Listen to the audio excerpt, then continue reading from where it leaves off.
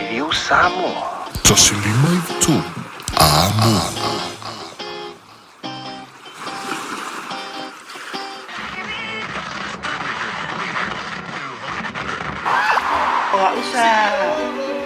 Lava o te tua le nei o e whaafonga mai pē le Radio Samoa. Tasi lima i watolu a mo Samoa i manuia lau whaafonga ma lau whaasausamu.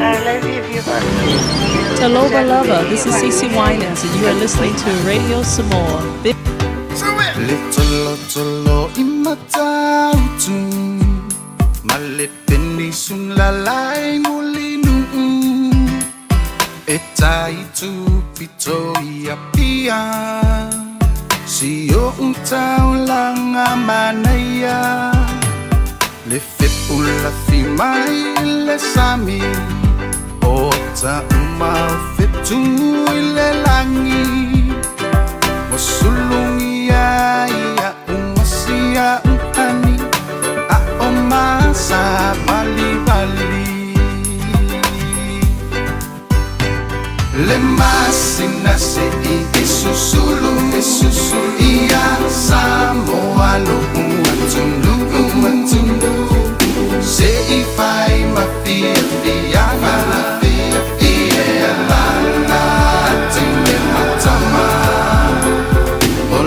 si vai ma pepe se matala to ulele na o mai mane la lo oleni na o a umasia upele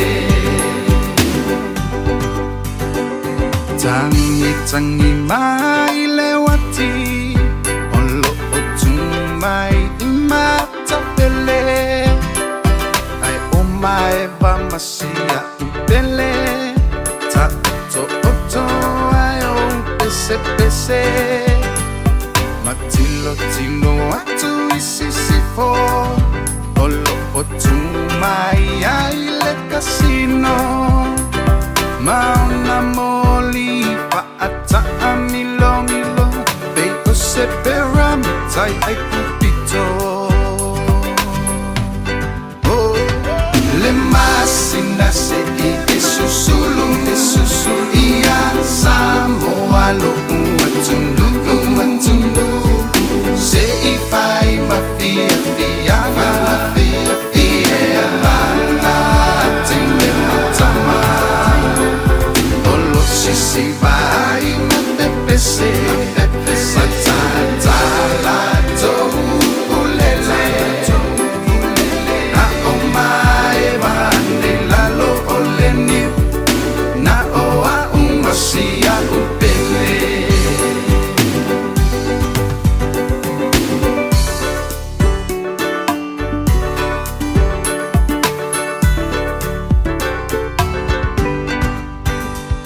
watonu matatau le ingoa wapa aingoa ai Samoa le peni nau le Pasifika wafai mamita ngaya ita faapea ona lauiloa ile lalo langi atoa walai ona to atele le aumai moa ia Samoa le masina se isusulu ia Samoa lo umatundu se ifai mafia fia tende matama olo si vai ma pepe se matala to ulele na omai mane lalo oleni na oa umasia upele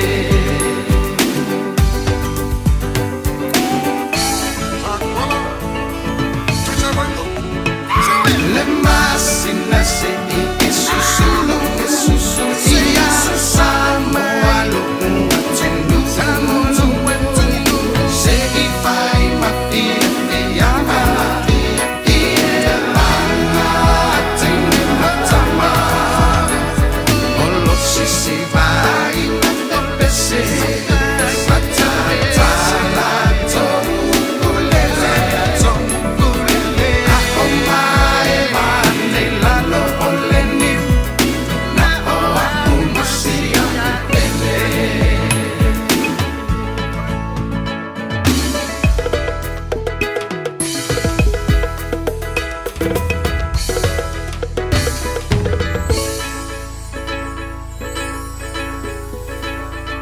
Ua mawhai o na awina atu o le polokalame a le awauli mafufunga mua. Ona o le lango malosi a le Galaxy Childcare. Vili mai loa le o lua tasi o valutolu. Lua fitu, lua iwa fitu. E risitala aila walo.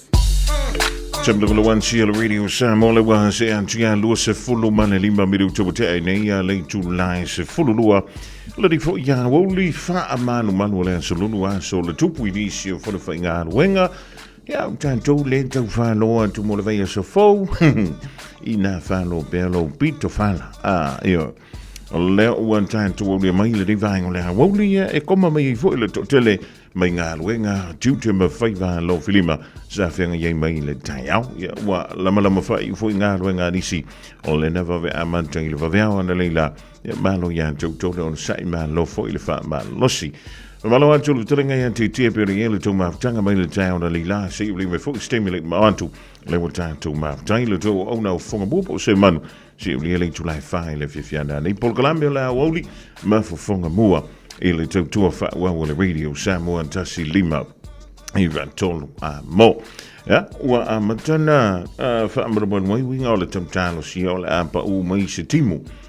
Ua whaia si vela o tātou i to tonu o Aukilani whape fo i New Zealand i le reiwai tau o le tūsanga.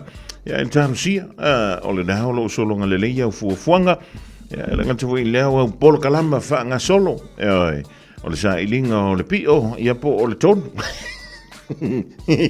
Ia ele ngata i leo o le sa ilinga o se ia tonga o le wha antoanga o lau sao ngā tupe.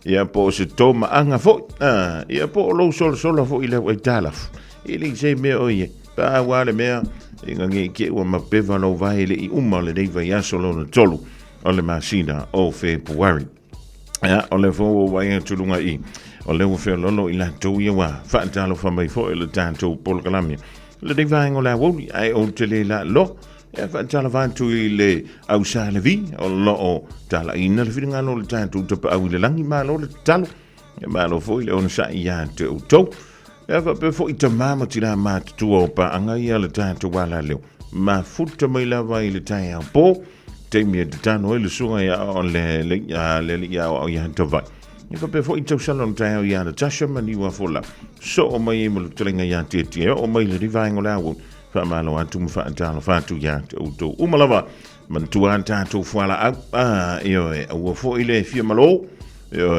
wa manoi wa vai ya ele ngante le malo silo no lo fi tai tunga awa ya tutu me fa valo filima sa ilinga manui tono nei entro o lo tanto nopia yaima ai to malele ma lo le fo yo le fa ma lo ya le fa longo tinga.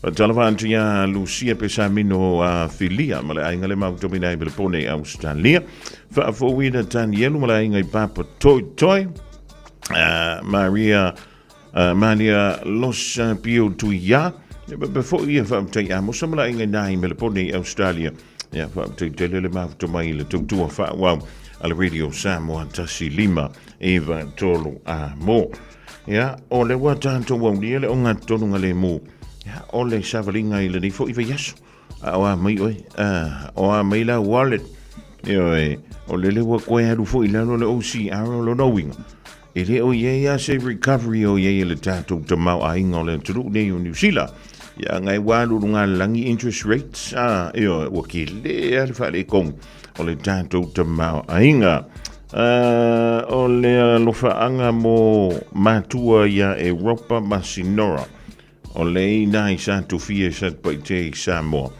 o lo moliantu ya alo faanga ya Mary la fight Mary ya o le Western Union na ya po po lele nai kakala ya aunga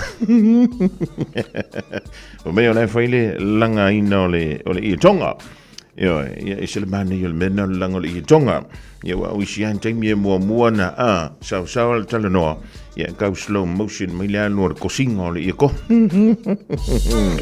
mama mai ma ko ye lele mo langa I konga ya ka konga nga le ya su I konga yo i fa le mai fu ka ko me ma ko wa kinga nga la langa kinga nga fa la ya ma kinga nga ko ila mo nga mai su mo ai Stemia, tanto was het jaar toen de en Loli. Ja, maar ik toch wel dan na alle team met de hoogste oros. Jo, en met even al zo toe even zo zo meer eigenlijk ja hoe. En toen nog toch voor de lek. En maar lek toe van jij niet zo kala. Wat vind je oh? Wala ba ngafi. Maar tomorrow. Oka la uhani. Ola wani pa sili te pa tu saina. Ise apa ela pi. Pose pisu pasili. Pose masi que mai piti pasina sa pasui. Oni tamato bali pi.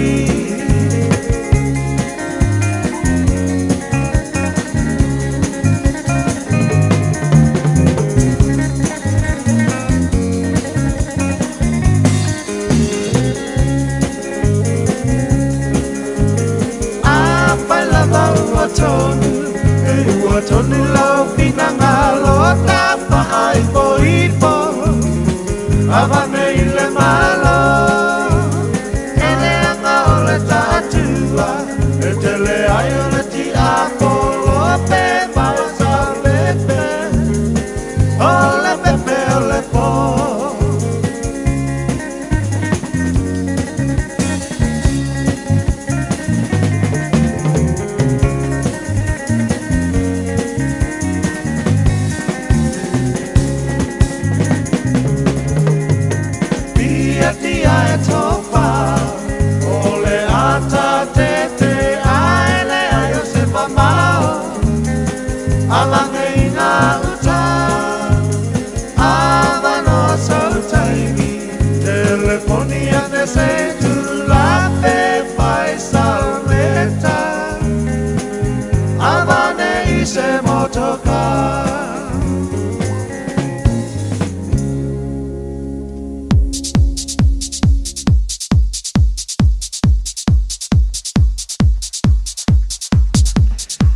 Van Mali, ja, alle voor toe lima hele die vangola. Woonlie of vangen hele te doen maar wenga te maar vijf walo lima. Ja, we zien of vangen je voor. Ja, maar wij enga maar zien kom maar voor inga wenga. Hele te gaan le maar toe aan loop no wa voor die vangola woonlie. We vullen aanolo wat ze mele vangola loli jangal wel man tenga wel man le pole. Alle gym maar hoe so orosi o te hoe. Van tan van toe die vangola woonlie ba no nga maar rot veel vijf. Ia o le ngā lawe tasi o le tātou koe wha malo fō le tautai malo le ngā lue malo fō i lausu le nei atu, mai whai lau talainga ma le tautuena o le tātou watunu. Ia, fō i lawa le vi inga i le eli i lau tu soi fua tātua, tio wola vai vai, ai le ngā tai leo soi fua lau leo le atunu, leo tātou wau li fō le nei tūla le aso, i lo ngā ngā leimo lo ngā lo whai am ele tau mate fōi, i o le ngā lawa wa wha tele wa tele atu lava le lido na nga le te oi i te mau ainga ia le lava matu te fina atu nei vai tak io o le foi umar wa ko ko no pi fa mo mai we banga va pe si no pi fa inge ia e uila ia o le ke nu wa tasi va merka la si lo mo ko jo ma ko ainga mai to wantu nai pisi lo vionga le lo li le fantu mo li o tanto o nanga ya o le mai to watu le na e sa no ina na o na busi ti lu ngal tanto fenga me lo fasol lo sfulli ma to sang ya ele pu le te o la to tu mo samo o le tulangal na ai o le nga la bala to o le mo la ma fa foi de bi ngai de lua o le nga le o le tato watu le titi fai tam lo fa pe na ona ma ai po ia tupi o lo whanga yo i pele tātou company, ma mo whetso soani mo le lawa i tele o le tātou watunu pe o na ye sponsor si tau sanga mo vai, ia le ngatai lea o tonu fui o aonga, ia e ka le isia, ta whapena o na anga le tātou company, ia ona le mafu anga ona o le anga le leo le tātou watunu i le whaonga ina pea o le tātou tātua. Tai mili nei o lo whatulau lava whatalainga se man, o lea le ma te whailo i ma le fionga i a Seiuli, i a te tasi mo te maali i na whatau mai lava no sa i le vesa sa i le tātou no fuanga tuai nai papa toi toi, i a taimile nei, i a te sila ilunga le tātou Facebook, i a o te taimi uluma, i a ona tuaila ilunga o tātou wata, lau fionga whatai tere lava mori. Ko se lai po, i a whataila, o lea wa ki liva lana Scorpio, i a tātou ilo fo tā vale ni o tā vale fo, brand new car, ia lea sa trade in mai lona sa tuai sa iai ia leo as food waffin a tongi ese le tavale tuai ia leo malanga ile tato Scorpio ia pe ona silafia o le tele no tato ngaluenga lo iai o le sosonia ila to woleva na fia pe o i tavale fo ia sa le se vai mafai ona taliatu ili tulanga fo ile tongi ese o ita la fo lo iai ia po tavale tuai fo fa umana tongi ia ai fa ngale le tupe na tongi le tavale tuai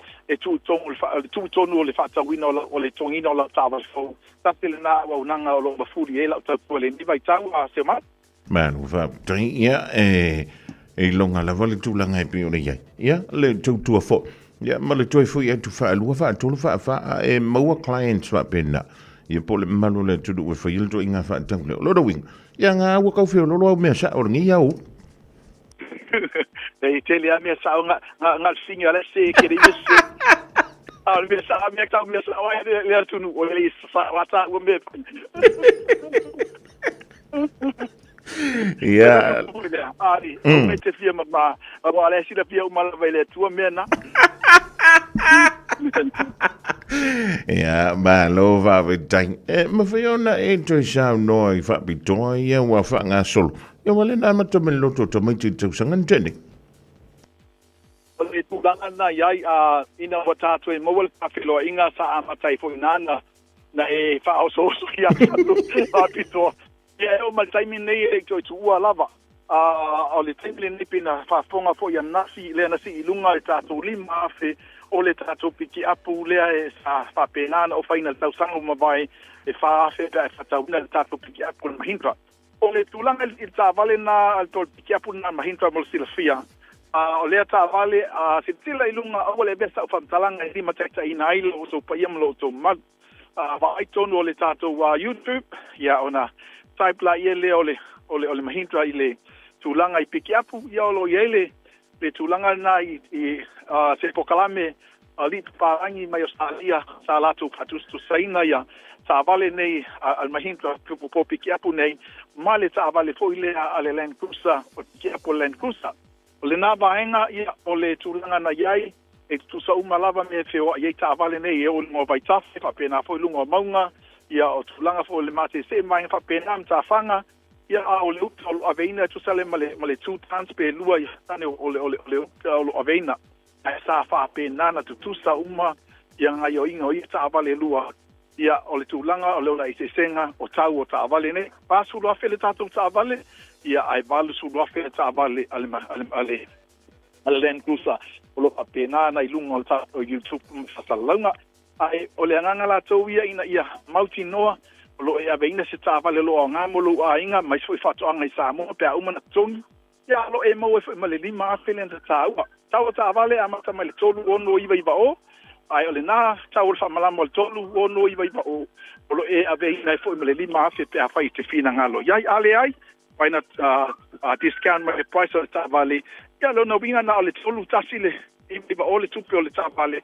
e lai fa ta wina le ta vale fo mo fa lo se man le malo va o toi fa wa una tu ta vale mo ai ngai sa mo le vai ta 3 million euro ta pena ina ta tu ta vale sfunu fo lua fe lo fulu o lo ta pena o malava mana tu foi ta tu ta vale lo ave sa mo ele ngata lo ilalo ia ina tu la fono i selenei lalo compliance ai le ngata fo ilea o le tulanga o le ta pena ina fa fo pau o vaenga malava te tau o na masiaki le lei mai lava le afi se yo lava fo i fo ma vaenga ste tasi uma ona fatu avala aule o le tato a customer po lelo fatawina tavale ia teiel pule faitalia a mile EA pe mai foi la nei engineer tiaki te strive le tavale a fai fa malieina ia ona tutongi lo le ele tato company ia poloni fatawa le pasese a vele tavale sa mo o lo fa wa pela tu le vaenga pasese sa mo tavale vai tau nei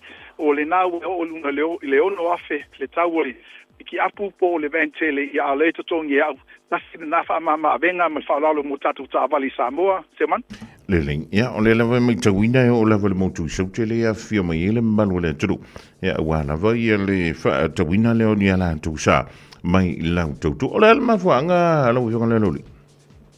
O le word of mouth, o le wale masani ai, o le tala tu fo ile mai lo tua oi ya po tono le kalesia anga fa pena ya ai man tu fo tele va be lava le tala se ya tua ila le atu salamoni ta to sa bo le velna ya ila va yelo la fa pena na moli mawina al wenga le tatu onanga pe fo stato tamali le fo silfia le fo sa fa ta wina tu lon sai ne tio ya pole na pa ya tu nei fo lava i on sai lu sa ko ya malona alu lena fa ia fa punga le sa ia no fa punga le e like titi men fa longo ia I me wa va ia ele lava lo tal ton lava o ia ila o sa linga mala o fa ta tanoanga pe suma mali mai a wa le pulenga lava a ta mafana ia e fa lava ta o fa unga po feo I lo finanga o ti ta fa lava ia ole o pe le tele na la to I malanga mai fa fo atu o kilani ia o lungo le tatu a Facebook ya tulanga na sena tala ilo kasin sena a maile ta vale al mato fa se aus na maile ta vale alo kasin so vang fa pena se manu mal fala lele malo tau malo fo ile tali mana o ile pa ia malo le tunu ile vai nga mantu pi ka maka muli vo le ngole ka kung yanga e kala fo fa e ko lu vai so misi ka silva ia so pe e ka dia skalpsa ai la ve fam ka wenga a po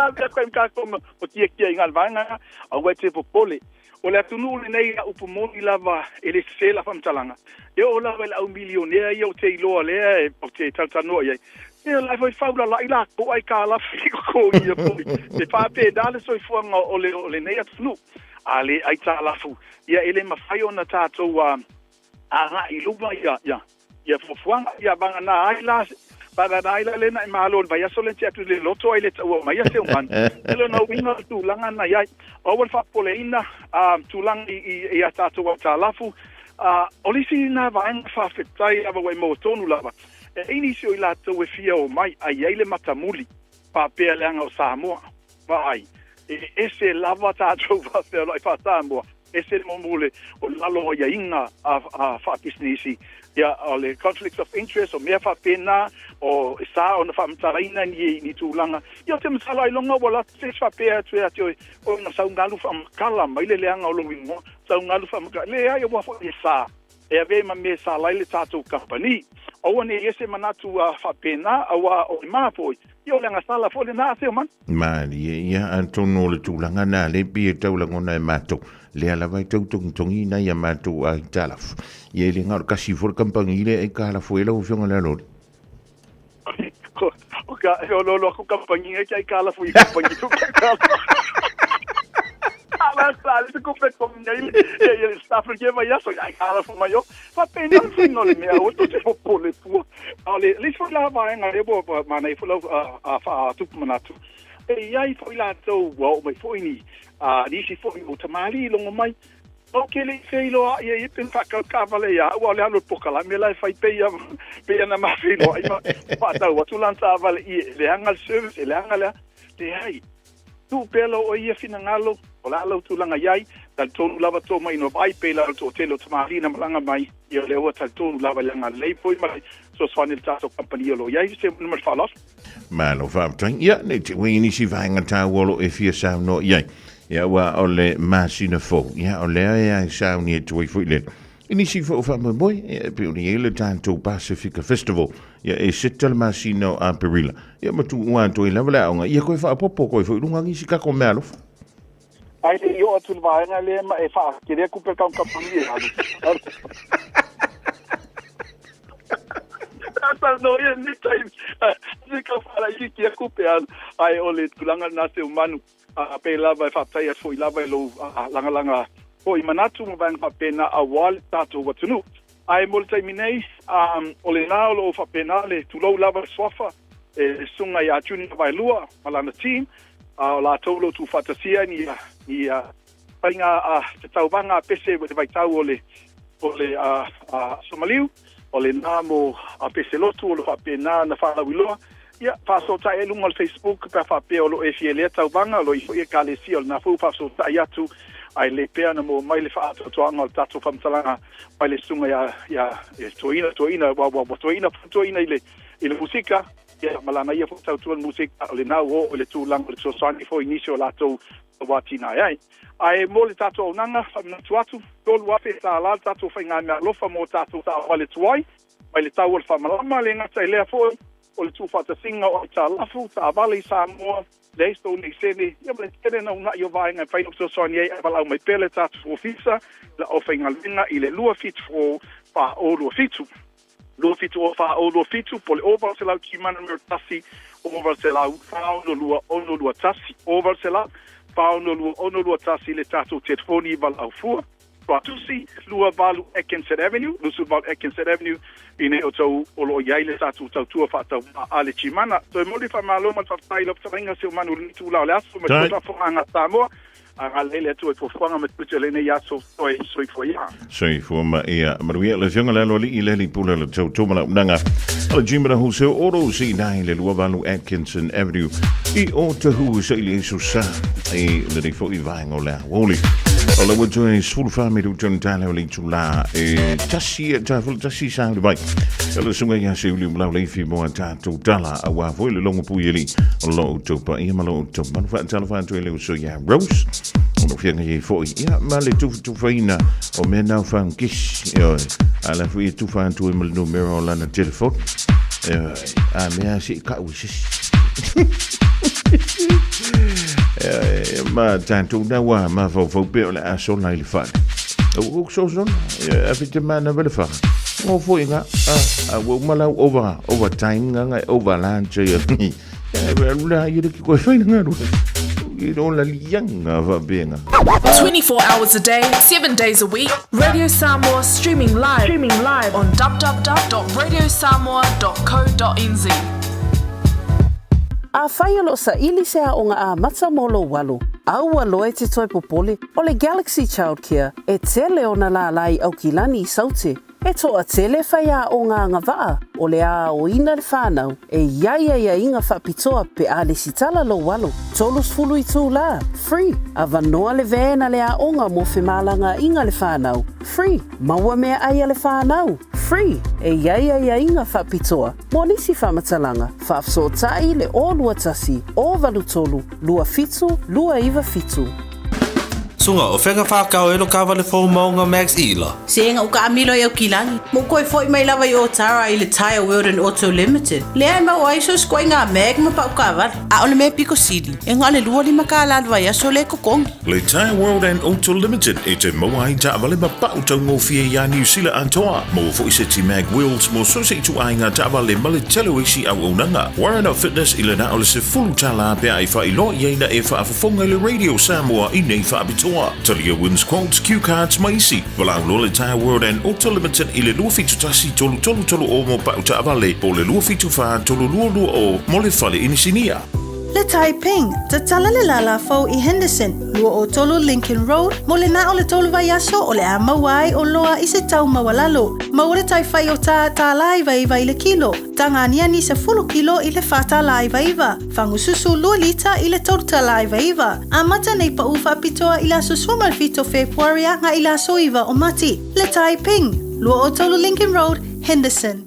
O e mo mia singaluenga le customer service, hospitality, po le avea fo i maleo. E te leo mautinoa, po o whea a matai. I le MSL training, mātou te whesoa soani atu. Mātou te malama o le amataina po le toi fo i atu i aonga. E mawhai ona whaafai ta. Ai olo o iai le mātou au whesoa soani wha maoni. E taita ia malangolango ina oe i lau malanga. O le MSL training, o se ainga. O se no fuanga i langolango ina oe, e wha malo si au, ma wha manatu atu lau sini wha atu. Asi i le msltraining.co.nz. Pevala au loa, le o valu selau, lua, fa, tolu valu. O lolu manai, e a mata atu, i inei. Talofa o o waleni o se Electrical Inspector Samoa, tolsu lima tausanga o tautua ma o resta reino fo i mole waina o lo mauta, falsam fatwhainga luenga, fa peli pe ino vai vela ma o ngā umu. Walau mai lo waleni o l'amos Electrical il o lua fitu, lua no tolu ono fitu ono lua, o lua fitu, lua no tolu ono fitu ono lua. Tasi lima i vatolu amo. Radio Samoa.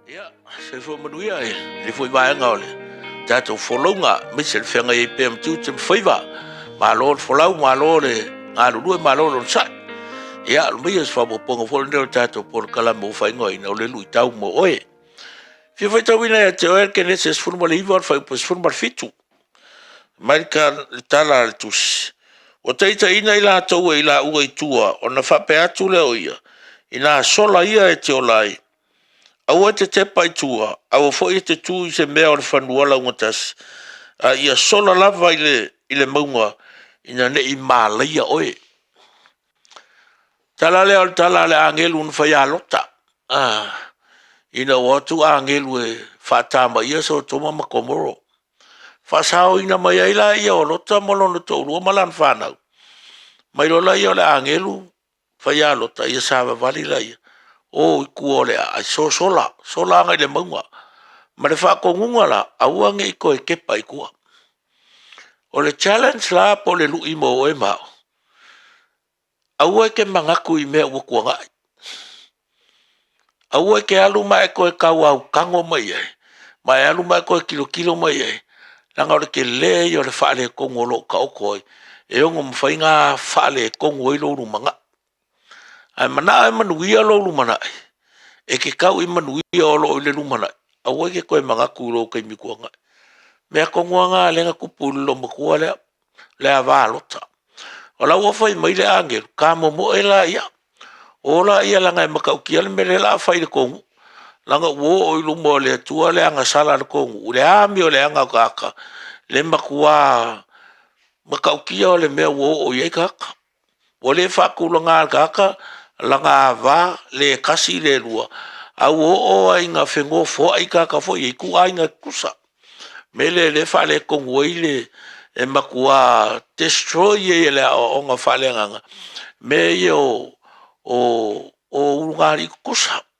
ma fu mai ile mele kongu ale nga kupui o nga fai mai rola i o kala lange ka mo mole au nga ko fa sanga mai ku al mela o kupu walu le fafinge o ko mba fa fafinge i aulo maka ua ma le manga ia o le o langa nga makwaku i ngā ngau i ronga loko.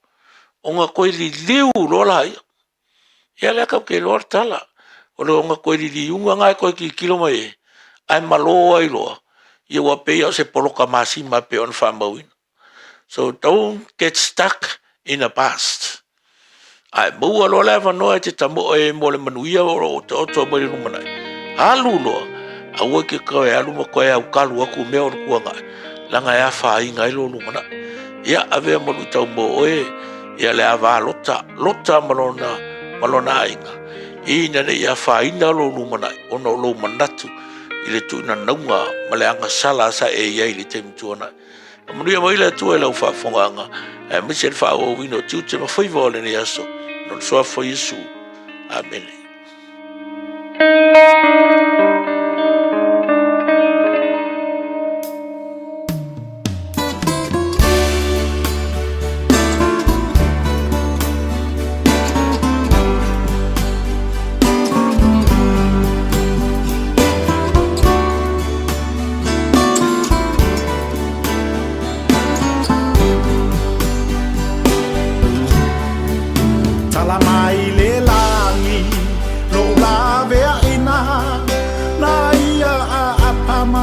Yesu ilo lima Maia se maia ula fano ile afi Ole taunu ungale na wala o satani Yesu amali e faaniu a ati A ole afi a asa ikena lona tali Fanau ale atua tapena masa uni Wanata lo tawi Satu lilo aina pea uele amanga paia A o ufati no la tale ni ma o fa afia fia O mea ale lalo langi maletino ua ota ia Ina ua ufia lo loto ele amanga paia Tama vale ua ia fili filia molona fina ngalo ina ia o whaalia O mea nilo ua ia au maia o te whaailo atu O lona matautia Watapunia nei ole alofa tunoa O lo ua tua i le lalo langi atoa Tangata onu u esema o e Samoa O le fe au le na ua wha ailoa Ua toe lili u fofonga o lo utama I lona numa ua ia toe alofa ina Ua ia tapunia ina fo i le fina unga sa whaia e tangata malona anganga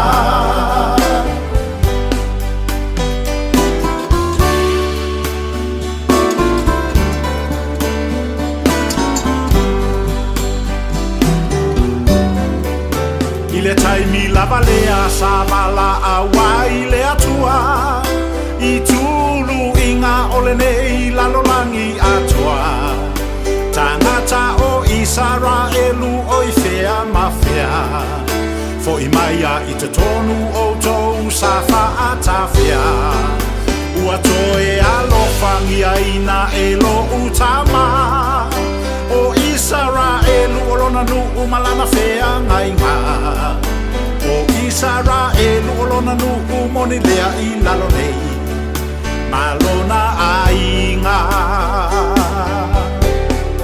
Ta te e mai nisi I le nei whaalinga Se watutu sa matoma se ilonga o mea ewa aya A o fea o lo wha atua tua I le atua e lewa aya E a fio I mea lilo ai le o le wha le tino Wha aya I lunga o lo ulu o lea ua taunu E pule o lea tua I lo uloto e ala mai ai lana upu Ta o fi mawia I lau manu le na sa e tuli Nei e toe tangi tui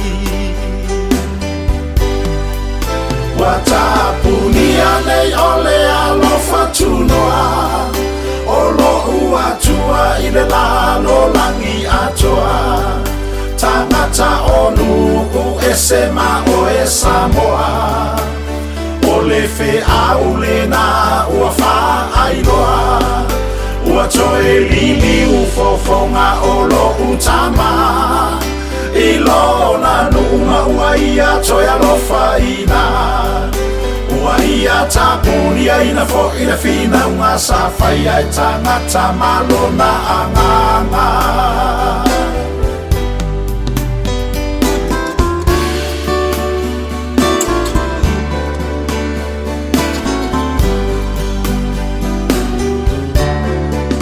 Fina ngalo o le atua e ui mai I mea mawa la lalo Pale wha tau wa ai a wala mai ai o lona mana Ai ua tau solo mua lava I le au ke risiano Ona whai upu mai ma le wa ai mawa lalo Ua tou fua ina mai au I le wha le tino Ai ua tau aso tau mata I ala o ke riso Ua wha ai loa mai e le atua I tama vale vale O lona fina ngalo Ua tapunia nei ole alofa tunoa O lo ua tua I le lalo langi atoa Tangata onu u esema o e Samoa O le fe au le na ua wha ailoa Ua toe lili u fofonga o lo utama I lona numa ua ia toe alofa ina Ua ia tapunia ina fo ina fina unga sa whaia e tangata malona anganga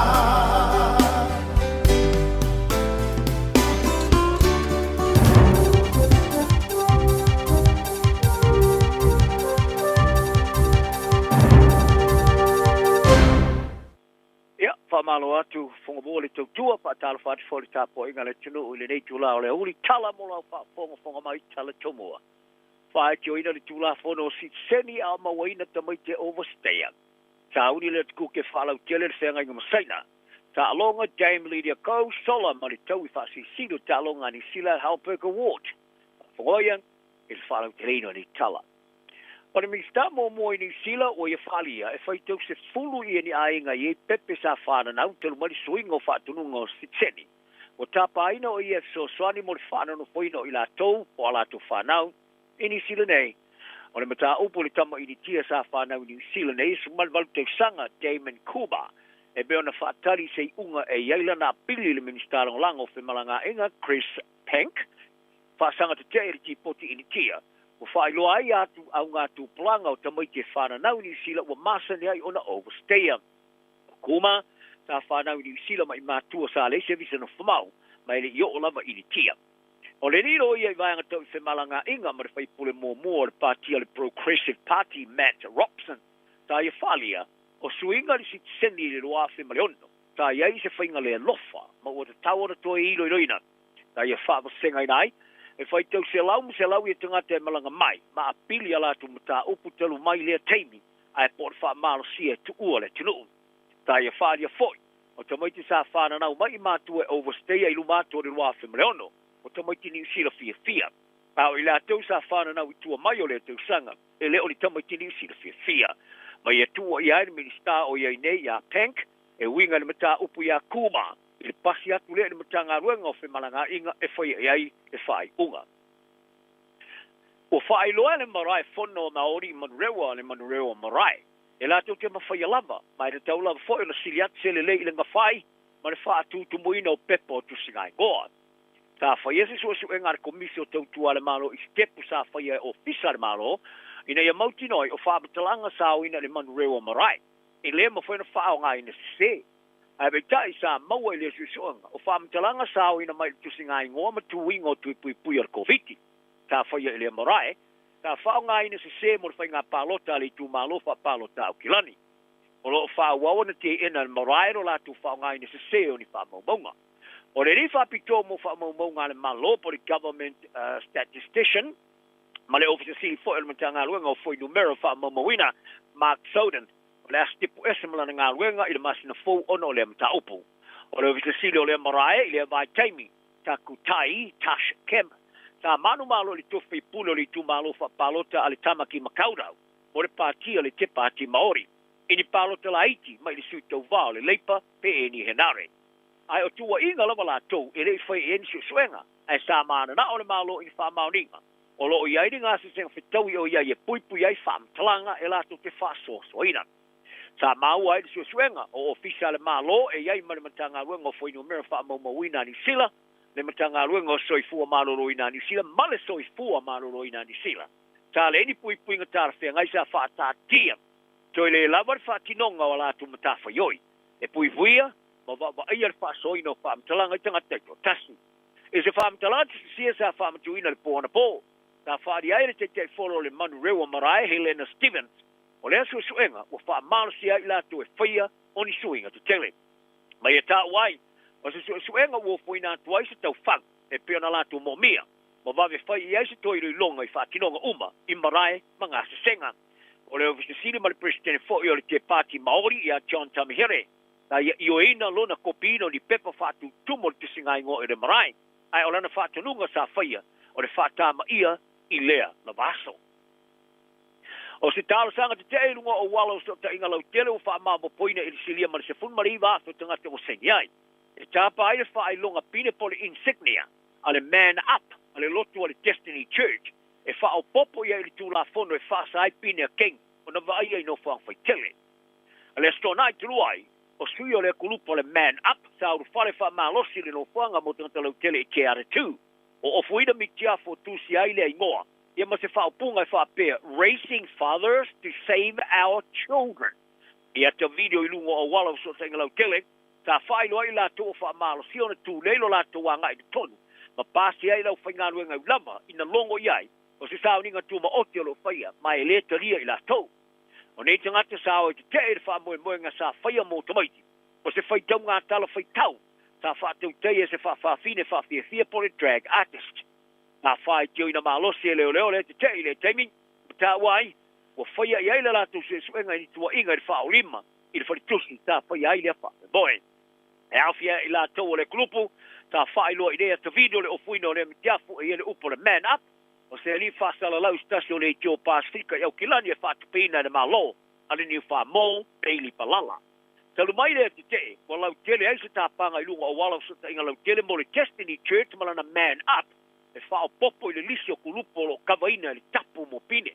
O le man up, ta afua fuaina le taiulo le Destiny Church, Brian Tamaki, e wha pēa o ni ao onga, o le toi wha tontonuina la mio, o le rehabilitation, o le tupaoli. O le tula fono mo kengi ale the Gangs Act tu lusfulu lu fa. Ta fola se ya November, mai o ne ai na fasai kengi tos malilima. O na fa nga ina la to pine fa ilo. E au fi ai ma pine kengi ino fa fa tele. O tu ina tu ai fo i leo leo ia le tau fa pito e tiliva ia fa linga disia o le fa ta ape. I tau fi ai kulupa sui o kengi mai fa po poto ino fa tele pe a fa i au sia tutu unga patino. O le wha amatuina le malo le kuki e tising o le latu whea ngai ngor whainga pāga masaina por Comprehensive Strategic Partnership ta saini e pe chi. Wharia ele min star le vai fafo ni sila wa wasa mane o Peters o le wha masenga nei ele malo ele mani nga masaina. Mai e wharia ai o fua e tele no male malo le kuki ini na yaso o lumanai mai.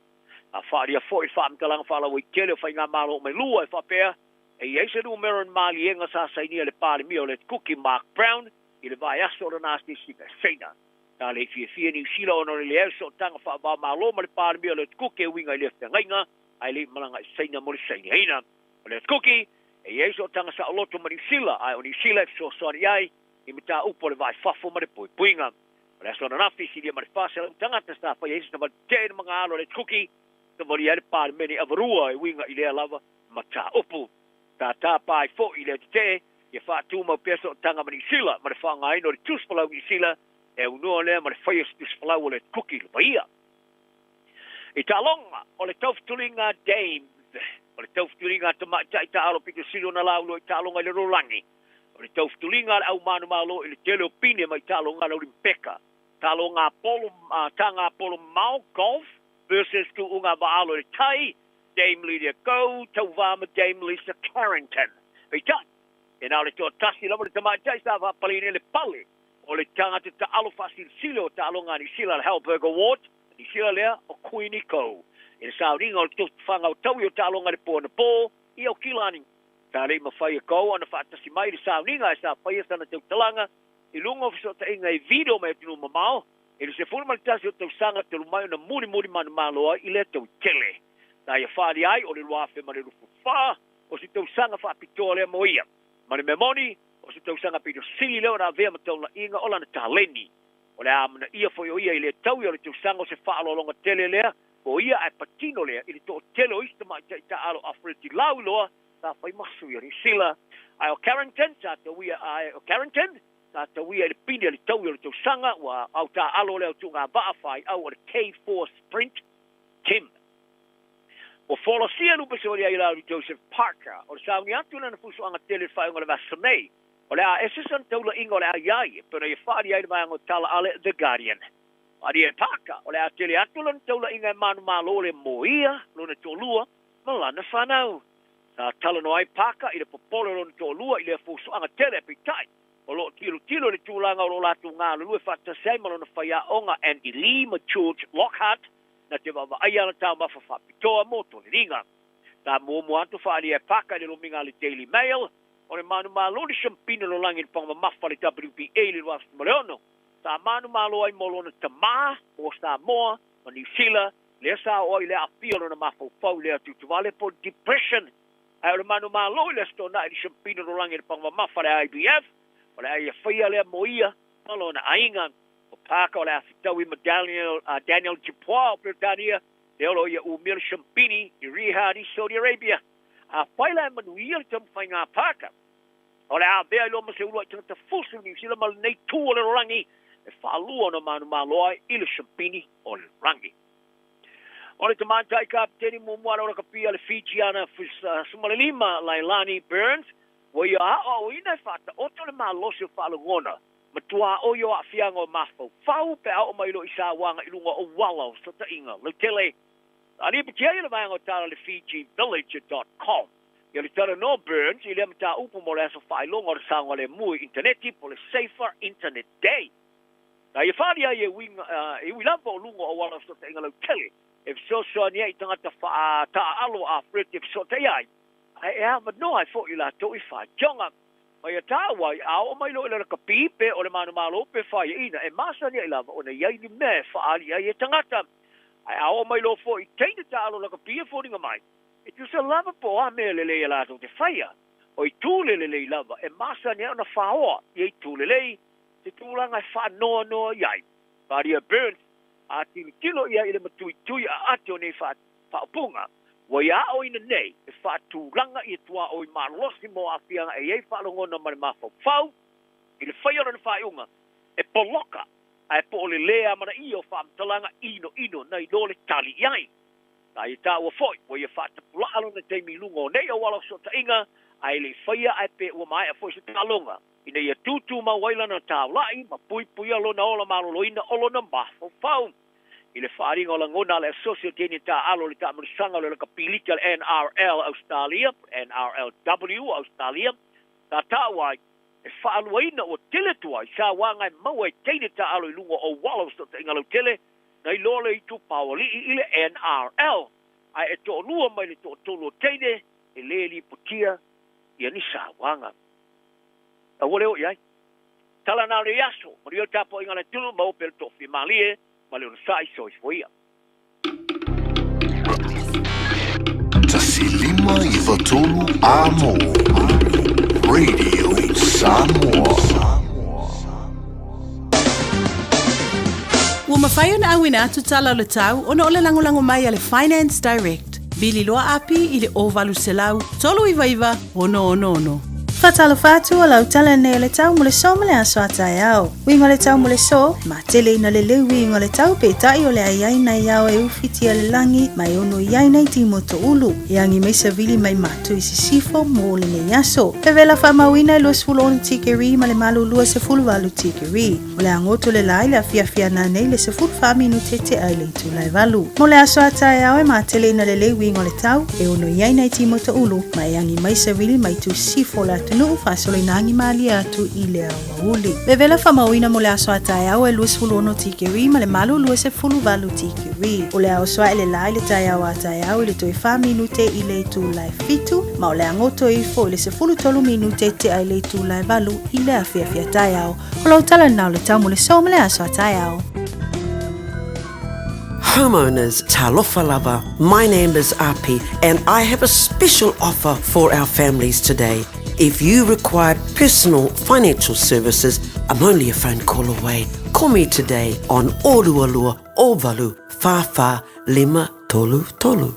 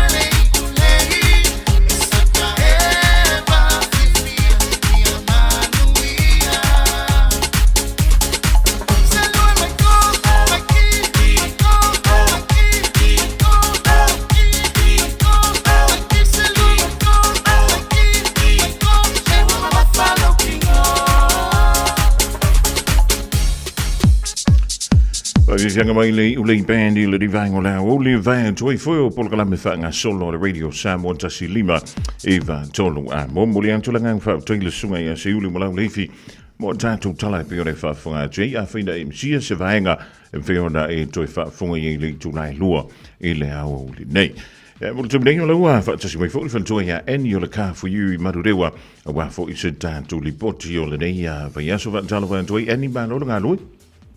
Ia vakala se mani le matua vanoa ia malo lava le tautua atunu le nei tula le uli ia fa malo te foi ia to malava lo maula no fa long mai foi le o nanga ka for you ia fa talo fa malo lava se foi fa manu anto nei manu kawa eni o mai ia le tau ia anto to ia wa foi vai ngata wa ona Silvia Samoa ia wa pe ia na mai to ina foi le saudanga sunga ia Rick ile va suntene ona mo to ama ne ya le pa u o tanto pe meni o piki apu mo telo tava ia sai lava se o manu mo le avano ia fa malo tuto no pele Samoa ia fai lava si lo wild town nei manrewa ia lo mau pele avano se toto no fai na suma tono mato fata vale ia la tuina tu se matoli poti popo ona lo fai lava si na pisa mato official time nei tele mano no ai toto vale peno sa no mato pule o tele na alu mato sales ia onisi frota vale walu pa u pe meni a mata mai lava tu se pa ia tamai ta vale fitu no fo ia wa mo ta vale fitu no fo SUV 4-wheel drive lo mo pa u le sala u mas fulu le vai so pe meni pa fa peta sa ili se ta vale mo le ainga o wala tamai fo ile aso ti munga e mai se fo ia le malulu ia mo fana wa o fo mo linga tai au a o te no fo ai pa fa pe o mo lo ngaluenga tu mau mo lo lai sene ia e mawhai la man master saswani a whapere se lai sene le leilo ngā luenga le leilo ngoa ia whai ngofia la varka fo iuna na whai se tawa le mo e mo le a inga tele ni se mato customer whai na whamani a ina le ai se passport mo la ta tawa le ia SUV ia a whape o e whalongo mai o e tam whai sa tawa le a le so lai sene a le leilo ngā luenga malo leilo tong e tala ia so mat ka fo iu fesiri mo any manisi au na Samoa e sani mo oi over se laulo lo fitu 5 ona valu lo mato telefoni pe te suma le tolu se la ko self man lewa e te mo le sani e me se foi la to lo fai lava si ma wasu ma klani nei ma wolo over no lunga Facebook page le ka for you e sani toi mo oi sa wapalai ki riva fuata to ta vale pe fa pe te ma watu ma to fata vale pe te ma watu to ma klani fai foi no mato in o kuina fa tumule ta vale pe fa ese suma e pikilo ta vale a te mawasu ma wata to cashback le lava lo fesini mo mai pe fa pe tu ina tonu la pala ina im fai no mato sasane cashback o lo e fi mana mia tato refill lo ma o pe terminei fesili pe fa pe te suma im fai no sasane tu mo e i pe a whapeta sa i sina tupe mo whapopo mo le vai asu. Ia, mai a ene ma le ka for you, ma tu au nanga, ma sani lava, ia whawhetai mana mātou a manoa, tu e whelo ai, wha soifua. Soifua mai o maruia, le whalitoi a eni ua vela vau ia ma whonga tamu le moni o le tautua mala unanga le ka for you. Lua i valu great south, the roadie dai manu rewa, valau ia le ovalu se lau, lua fitu, 5 on valu ovalu se lau, lua fitu, 5 on valu. Ia, le la tulu maranai mo ia se tali wau whaapsili, nei te nofo ma oe. E te rei tau alo whaifa an talo whaan tulu ni vango la wali. Alo sida antifa befo ia sange si osi. I mara sile i alo wanto i lunga i efa lu telu. Ia befo ia auto umala vole whaatasi mele ni vango la so malo le whai o le whaiva. Ia malo vole wha malo si titi pe tele. Ia longo mai. Eo. Whai wha le tonu ia sari a se mea wefa. Eo e wha le tonu uma koe a makako. Ia wai so wha mat. Bea whai o nei tau wale whai sau wha tau. Ele dei fo i vai ngō lea woli tu ala ta vale. Ia ma sefe leo se vai funga fole ono. Eo e are kain. Ia le aso e ongo wha o ngā ai. Radio Samoa. Taslima i vatolu.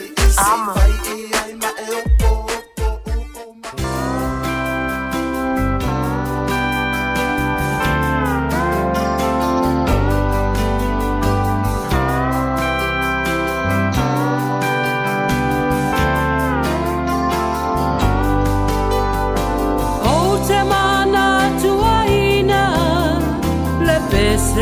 na taina a o e o poina u i le siva a o ta feliu liwai le musika manaya o le alofa ua a mataina pe e te mawhai ea o na ta sisiva pea a vea o e maupanga i po umalawa Wasafa amasani a o ta veo ai a vea pea o e maupanga i aso umalo uolanga e le mawhaangaloina le musika manaya a o ta ulima masisiva a o te patu ma o manatu natu e fia vea pea oe moa u e e se mawhai ea o na sa sisiva pea a vea oe maupanga i po umalawa matafa amasani a o ta veo ai a vea pea oe maupanga i aso umalo uolanga I'll always remember the song they were playing the first time we danced, and I knew as we swayed to the music and held to each other, I fell in love with you. Could I have this dance for the rest of my life? That you be my partner every night. When we're together, it feels so right. Could I have this dance for the rest of my life? I'll always remember that magic moment as I held you close to me. As we moved together, I knew forever you're all I ever need. Pe'ete mawhai ea o na ta sisiva pea a vea oe maupanga i po umalawa matafa amasani a o ta veo ai a vea pea oe maupanga i aso umalo uolanga Could I have this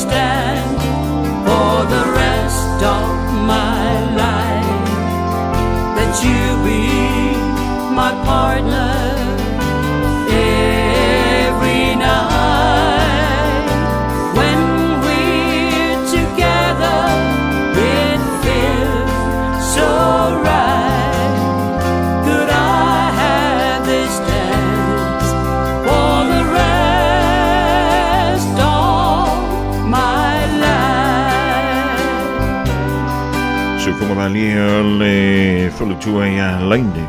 Ile de foi vango la o libele fa ile ars elefanto le taulanga I Samoa. Ma yung tumata tuwing na la pese sa taida. A otansi siva ilano I for le masida. Male sami ida ina. Ioi ya nga ya ole de ngon fali ole ko ioi ole la langa ole amico ver ko fa se panga ku ngo fonga lo mo ku ya e di join ioi ya me fu sa fa ya sola lo ma lo si ioi ya ni vo ta ya ri e yung ki le swinga ngo ta tu ole fa ma popoin le foi pese le nga so sa e fa pengale oranga ioi e Jamie tanto te e avei tanto ma fa na wich tu pulanga tala vo tangata fanto ave ma tangata matu ia tangata waloa so ifua ia ma tangata wa mawala tu fa ilonga ta waloa ia maka ko fo yo le fa ka kingi ngai vai ka ora so ifuanga o lo to so ifua mo tanto lai ia ai le ia se me ko maula le laringi o le taimi o mau le malos o le taimi fo ia ke fa longa wo e fi wo si runga lo vai ia la ke si la fo ile ia wo le mingo iska ia wa mai le ia wo le ia fo nga lo fa nga solo ia talo sia va ila utanga me le tau le asunga fu wa ngai ia o mai ai tuton ia e pulea o pe ko fa sur kim pe ko sur kim murgi ya wo ya tu wala lo ya tanto polo kala me la mo mo fonga mo ma ngi fo nga fa malo stino e sa vali fo I fafo io e wa pasir pusa meri ya wa ma lava nga ma ko koi ya I ngi fo I va ya so fo tanto wo lia ile lo fa malanga le io e va bengala vor ngi yo la ngala tok ya ole wa lus fulmariva minute o te ai nei le tulai tasi le riva inga ole a woli le tutua ya male o nanga le radio Samoa tasi lima Iva tolu mo a whaialo sa ili sea o ngā a mata molo walo. Au aloe te toi popole o le Galaxy Childcare e tele o na la lai au kilani I saute. E toa tele whaia o ngā ngawaa o le a o ina le whanau e iaia inga whapitoa pe a le sitala lo walo. Tolus fulu I tū la, free. A vanoa le vēna le a onga mo whemalanga inga le whanau, free. Maua mea aia le whanau, free. E iaia inga whapitoa. Mo nisi whamatalanga, whafso tai le o lua tasi, o valu tolu, lua fitu, lua iwa fitu.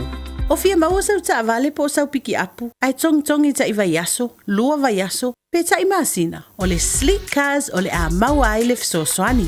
Ua ta pena le au whainga ruenga a le sleek cars mo oe malo a inga. Aua e te popole I se mea e tasi.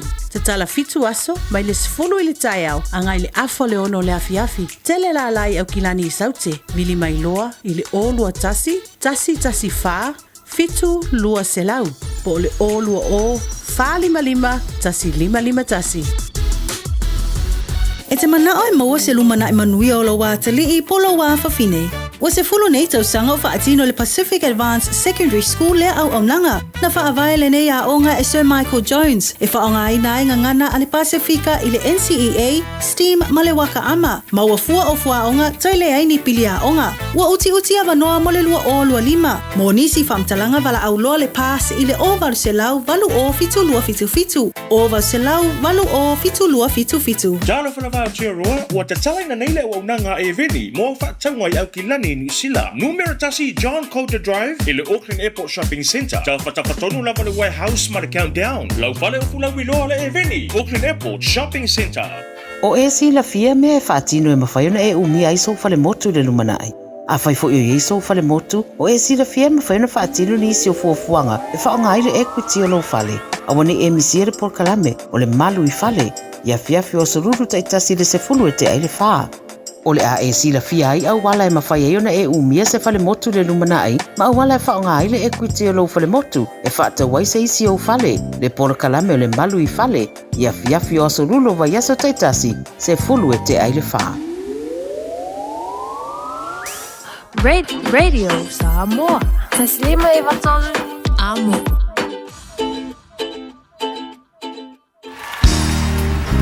bread of life sent down from glory. Many things you were on earth, a holy king, a carpenter, but you are the living word. Say it now. Come on.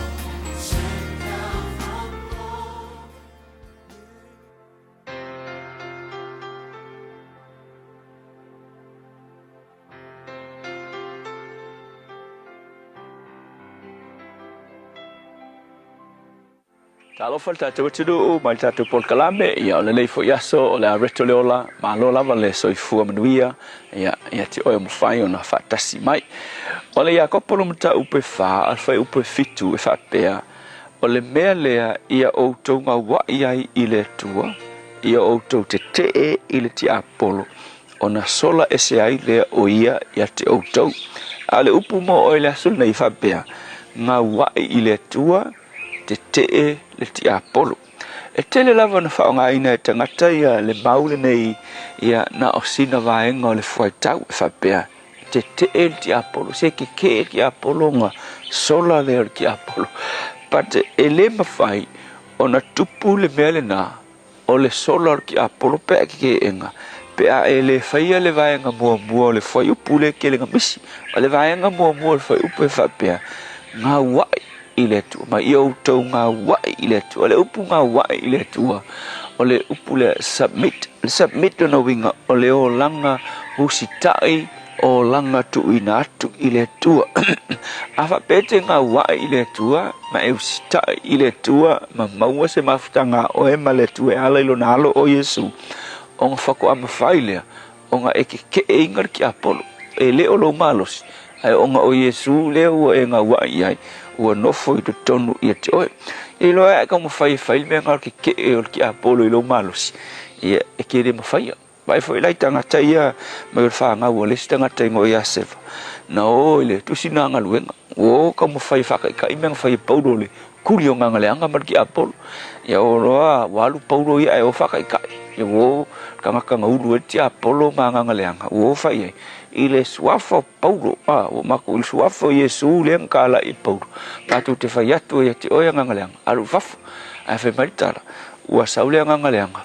Tūli whakausio, ua kāma moe, pa ua lako a me ua kere ngoa i latou, ua sae le ki Apolo. So e whai pēnāla ti Apolo, o ngā ele o kako mālosi e ke e ai. Ai o Yesu tu tonu ia te tātou, el ti Apolo la. E fia kere ki Apolo. Pe awa ai mai, o whao ngālo ka kou malos. E kau ma whai e kuri ai o ia, wai whai kong whiki ki Apolo. E le si toi ina matonu, toi ina sa fusu ia sau te mantua. E a nālu whono le nu, i o ina matonu ule whastout. Halu whono le nu toi ina. E ki o koe wawe sau, e whai akulo ia ilo na whalitua. E mua koe wawe sau e, i lewa ngā makalfong. Au sau la waika, e whai mai tala toi ina e tau tala le lei. Mai o siri ilo sau nei te o tu ia se muto se si o lfon. Ai wa ita ili si wali. E whakulo le lo matua. Se, mai, ki Apolo, whai maikala kuspa ia. Ke e ki Apolo. Meo tangata na e whaongar ki Apolo. Ke e ki Apolo. Ai maikala kala ko inga. Le ai, me le no umafau iai. O le tu ia le muto le tangata le whaongar ti Apolo. Halu e se lolo ti Apolo. Ai fula ile muto tangata ile whaonga ele ti Apolo.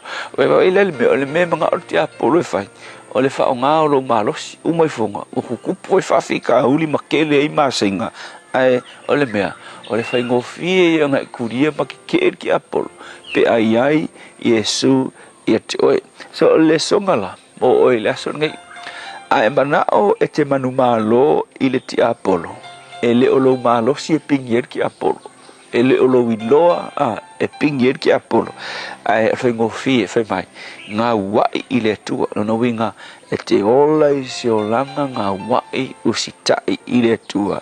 Ma avea Yesu ma lii ma whaaola e a fio i to tonu i te oe. Wa whai mai kala fo ilea mo mori o ane wha al whai upe wha. Whai mai e siri o ia. Ia le ngofo i to tonu i te oe mai. E siri o ia ua i a te outou. I le ua i le larorangi. E keiloa, e whewhet ki Apolo i te oe.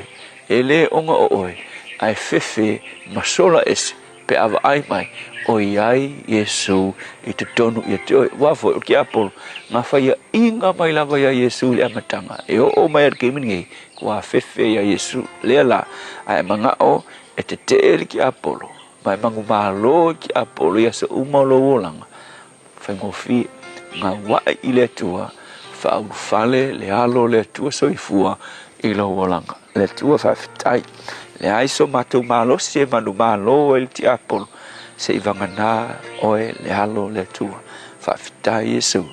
Amen.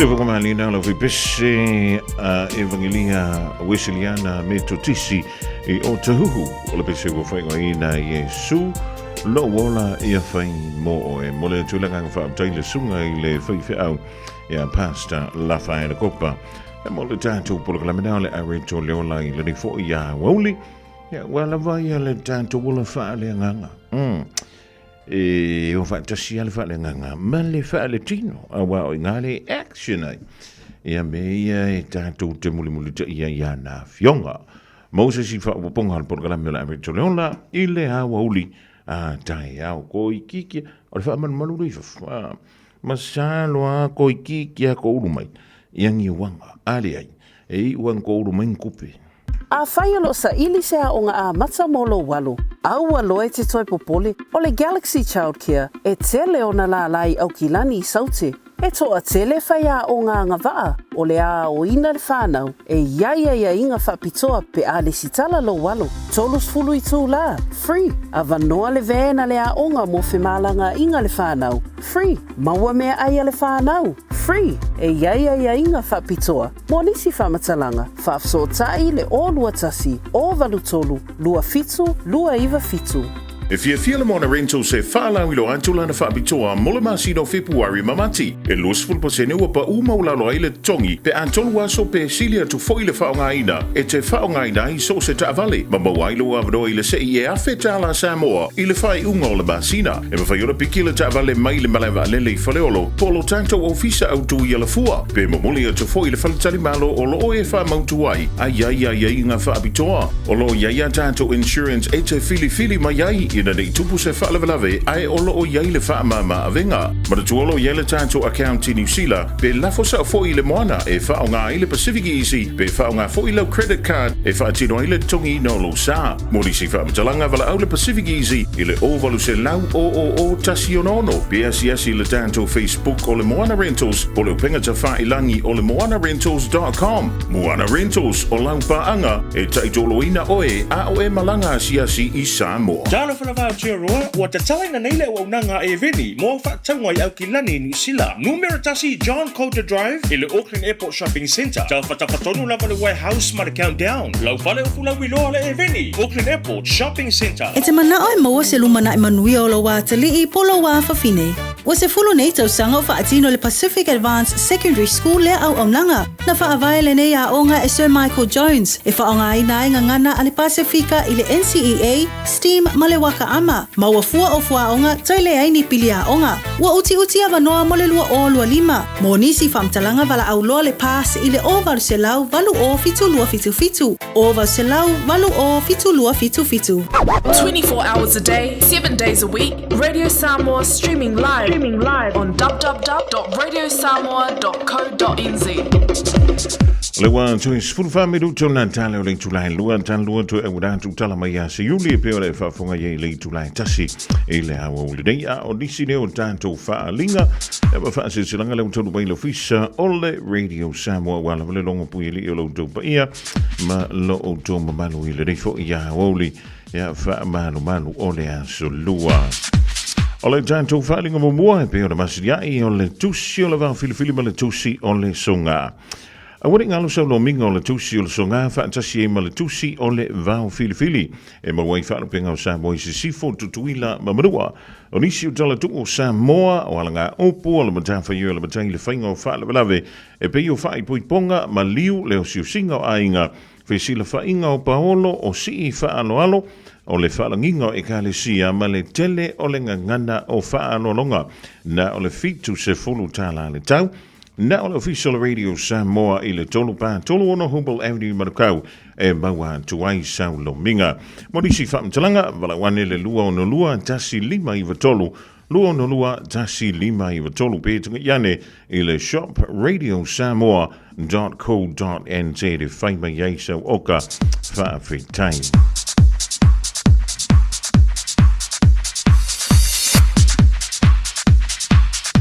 O le whaasilsilanga mo le suafa Marina i leone sa i sale la valu i Savaii. Tulona ia upa ia sau tua whawhawha Samoa. O upa ia le popo maupa le solo o pa ia mai le vavau e o i le wha vavau no antu lava wha antini o tausala. O le rei wha alinga i le wha lo lava ma le nganga maa walalo e wha sino tonu mo i la tau o lo nofo ma se langona pe o lo mauti noa pe taumatei na foi i le whirangalo. E ieiso na pi tanga ma sona so tanga i le suafa marina i le one sai sa le la valu. O lo ia whaamomonga mai Peretania i le sotanga i lea suafa, o le a whaiai i le sa se tātou mafutanga, i le astona i a so luas fulurua o Februari, i le whalesa mamona i le whawha ono, Great South Road i Papa Toitoi. A fio mai e sa ili lau ngafa ma lau whaasirumanga, tālo sia i a tātou whilo i le lofo le tua, whaamalamole manatua mai sau light plate mo le tātou i puti. Morisi whaamtalanga whaamalamole whaamsautai le telefoni o le o lua tasi tolu 5 valu ono wha. O lua tasi tolu 5 valu ono wha ma le wha lo lava. Whaamtangi lo sainia i Tuyoti moli angatele Marina.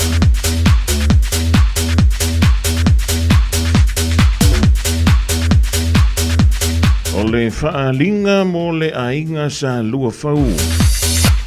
Mātou te whaatolo wantu lau whaafungaanga Samoa, ai maiseu pa ia sausaunga tā. E le paupauina whaatupe muli a le taulafonga i sa mātou whaamatalanga. Awa o pa ia e mai le vavau e o i le whaavavau tulau na lava. Ai whaamata tuantu i suli o alo ma whanau ai maise pa olo ma ngawhai malu aisi o mātou ainga sa lua fau i le pitonu o tawhito i Māngiangi. O le awhaia le tātou mafutanga i le tūlai lua nga i le tūlai wha. I le asto na i aso mua mati lua whelua lima. I le mauto le taitei whono i le se fulu wha pe Salo Place i Otara. Wha mole maratua maila la fonga e whaia i lo whirangal malie ma South Plate ma awasa tātou i puti i lea fiafi. Anga le leile tua, taitei antu lau soifua e maso mātou wala i le aso ua ato whaina. Whaafutangilo seinia ele taitei whono ma le laulaua whono. Morisi whaamtalanga whaafutangilo mai le tātou rumera o le olua tasi ovalu o no tasi fitu valu. Olua tasi ovalu o no tasi fitu valu whaafutangilo.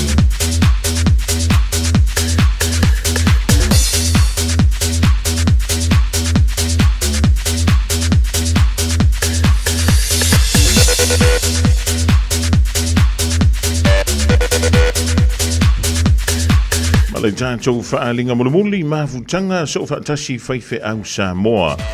I le anwa mana whaaloala te le lava i toi whaatalo whaantua i le swafa mamalu i Jesu Keriso lo tātou ali i male whaola ai whaasila antua i le manuala o whainga aruenga le tua i so se whanta whaitaulanga tantun mula nganga o lo mawalunga leo ina le masina i lo o tau soifua. Ai toi whaamana tuantu i lo o tau pa ia malo o tau malula tātou whontanga muamua o le reifo i tau sanga lua whelua lima e whaia le i le tātou mauta whono masani le mauta Samoa i Mangele i le astofi nei le aso a tai au aso lua se fulu Februari i le afole se fulu i le tai au. Whaamamoe o le tātou whilo iai i le aso tau poina i le lofa malanga leo lo tātou matai sile le langi. Ma le whaalo te lava seinia e le whionga ia Pantele Michael Alipia Enderman mō le tātou mafutanga nā so whaatasia whaife au Samoa e to tonu o au kilani i New Zealand nei. O le sina o tātou whaalinga ma whaasirilanga leu taunu mai le rivaenga o laso i le tautua malau dangane i le Radio Samoa tasi 5 tolu a mō ia whamaloa tuin whaatalavatu i leu so ia kuata sene o le fui e mafuta mai le rivaenga o le awuli i oi ta whao ai lunga o le selen wal ta whao vale ma urka kia ia meanga o whao mangak o ka vale ua le a koa whai le ona I'm very sorry this tangaki is go somewhere lele tango bon Felix e Mikaele mai awal furia mai do ko o le la ki mo mai le aso ma de tua nei whanau a onga i uma fo i lo waso i le ngā piko hua ke ka whao i le ngi aso ai tuai e na piki la tōr poloko la wala And let's say,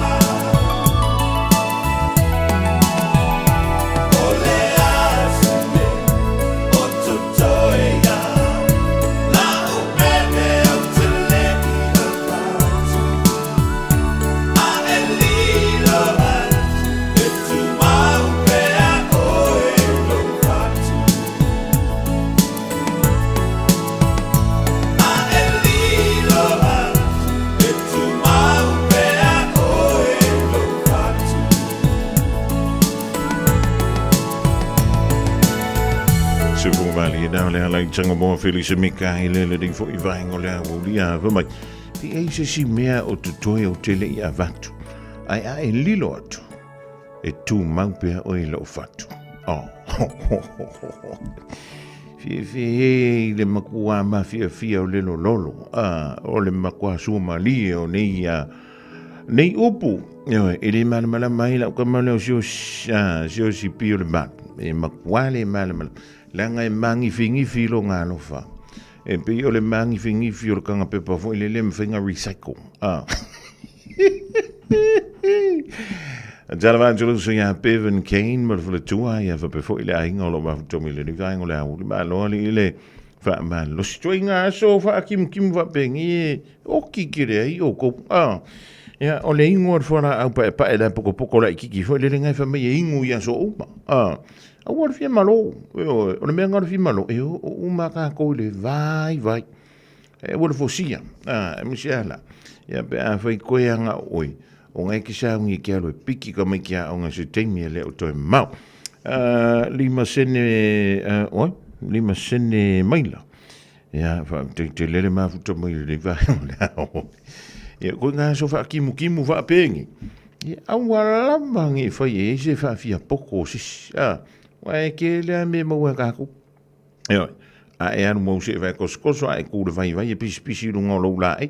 Ai mo se vai muri umi mfinga bango ko ngor parpa yo wa kuma wala ngo ai pisi ma yerkim oi ya ka lo fai ya wa ko voi la mau ka pef ai va pe voi ele o maure super klunga e fa mau oi ka lo fai alo na wing ka ko fa natural beauty kwani mala wari e me karango a koison.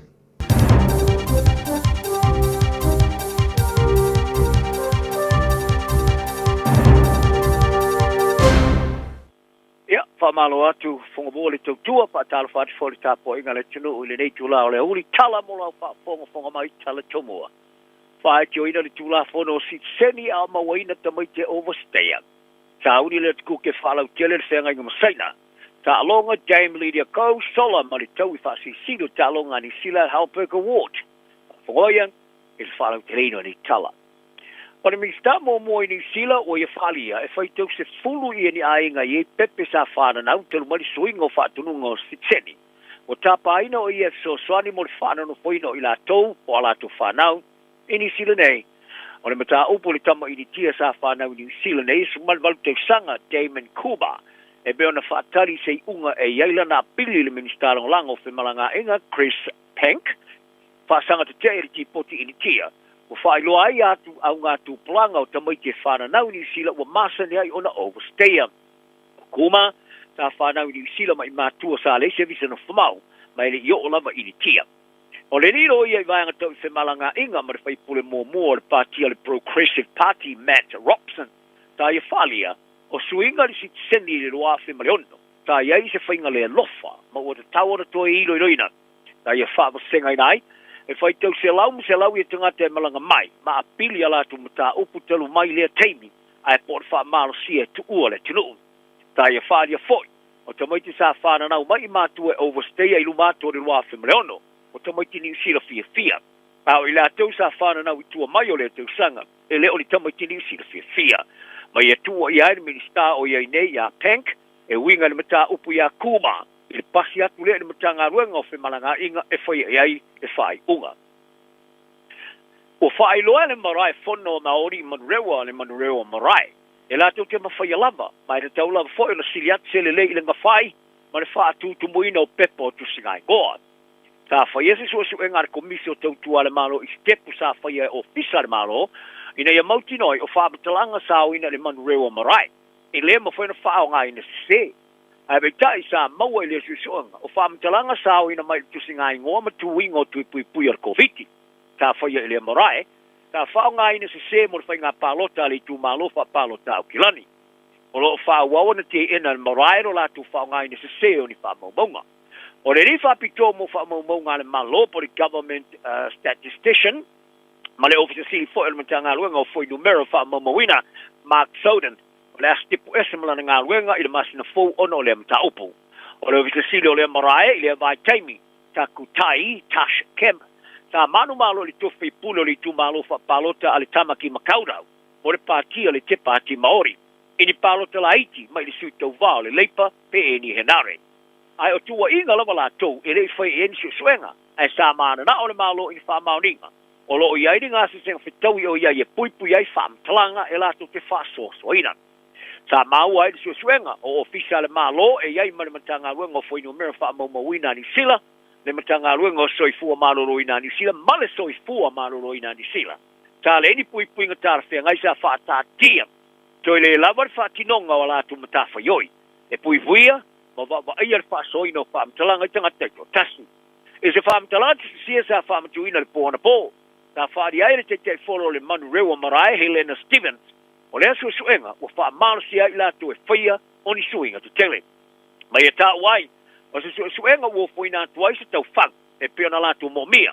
Ma wawe whai i aise toi rui longa i whatinonga uma i marae mga se senga. O leo vise siri ma le presidente fo i o le te pāti Maori i a John Tamihere. Ta i o eina lona kopino ni pepa whatu tumo le te singai ngo i le marae. Ai o lana whatununga sa whaia o le whatama ia i lea la vaso. O se talo sanga te te lunga o walo so ta inga lau tele o wha mabo poina i le silia ma le se fun mariva so tangata o sengiai. E tāpa ai le wha ai longa pine pole insignia a le man up a le lotu a le Destiny Church. E wha o popo ia i le tūla fono e wha sa ai pine a king o na vai ai no whang whai tele. A le stonai tulu ai o sui o le kulupo le man up sa uru whare wha malosi le no whanga mo tangata lau tele i ke are tū.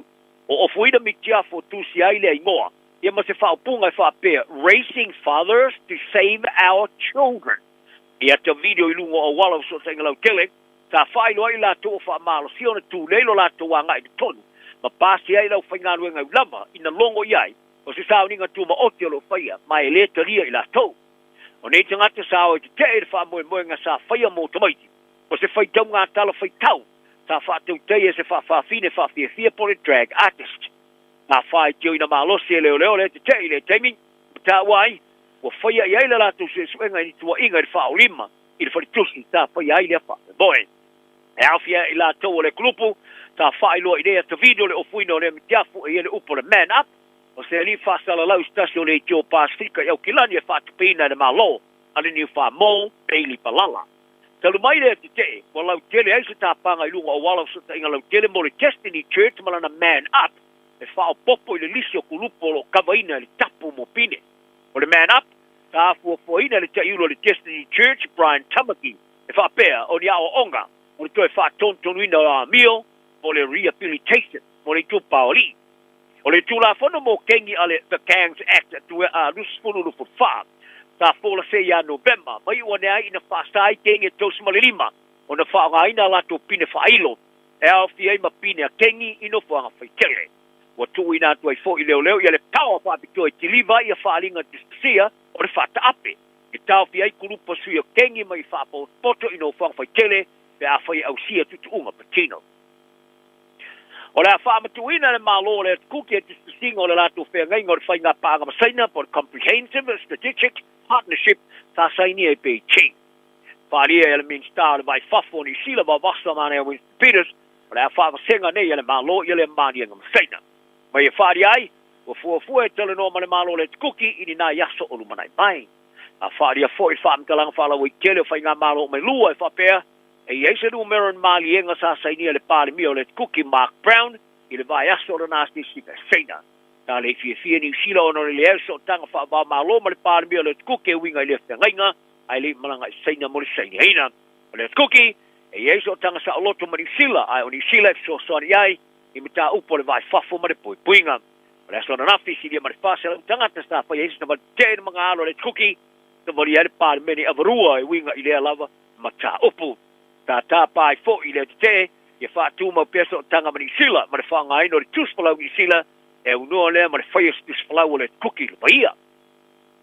I tā longa, o le taufutulinga Dames, o le taufutulinga ta i tā alo pika silo na laulo i tā longa i le rolangi, o le taufutulinga le au manu malo i le tele o pine ma i tā longa lau limpeka, tā longa polo, tanga polo mau golf, versus tu unga vaalo le tai, Dame Lydia Go, Tauvama Dame Lisa Carrington. Ei tā, e E nā le tō tasi lama le tamātai sa whapalini le pale. O le tangata ta alo whasil silo ta alonga ni sila le Halberg Award. Ni sila lea o Queenie Ko.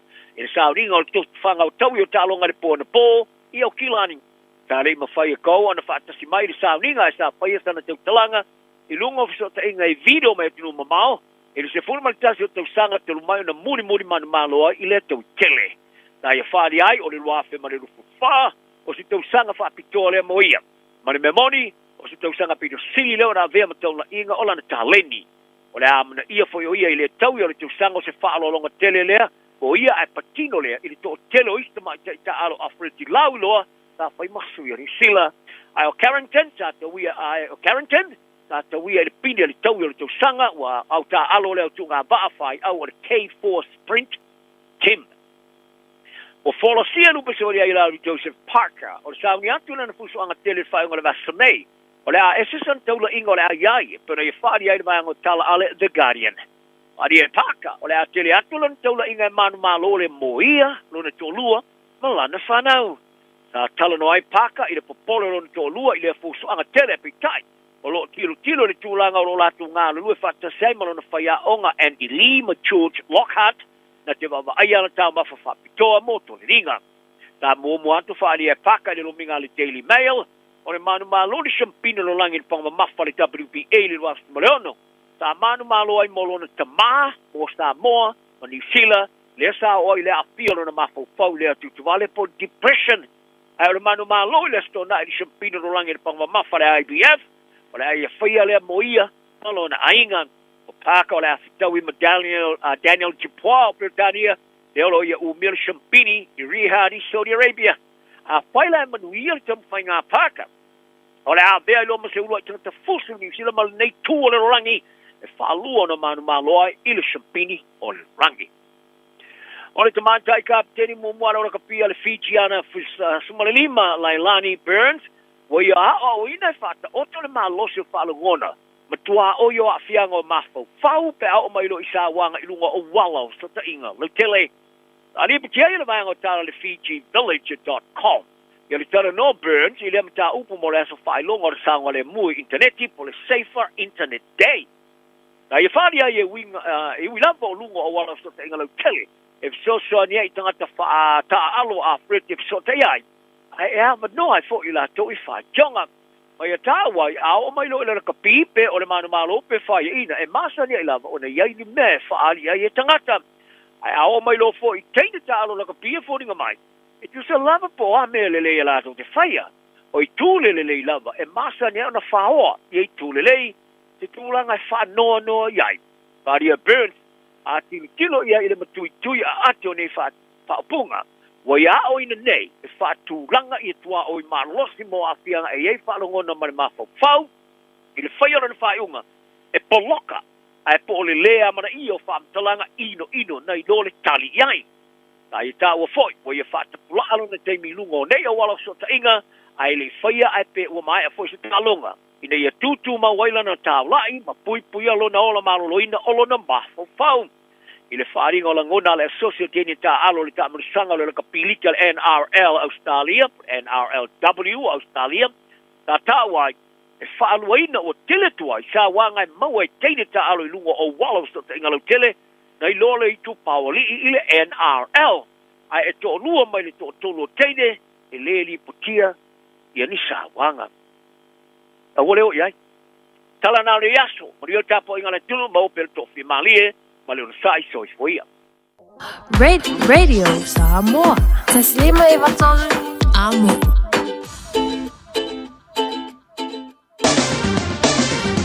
Ua mawhai ona awina atu tala o le tau, ona ole langolango mai ale Finance Direct. Bili loa api i le ovalu selau, tolu iwa, ono.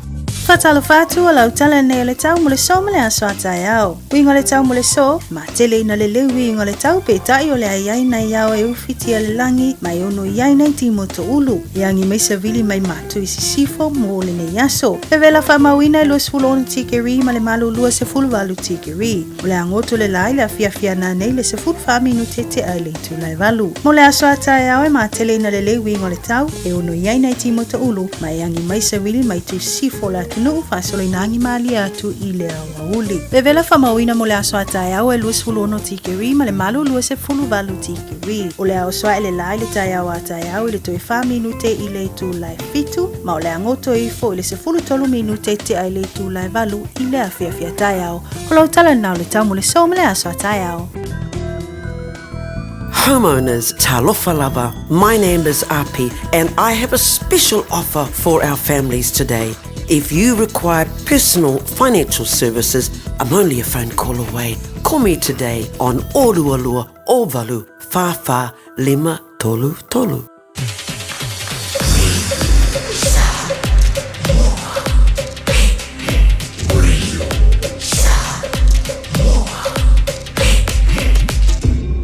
Noivo tu, amo.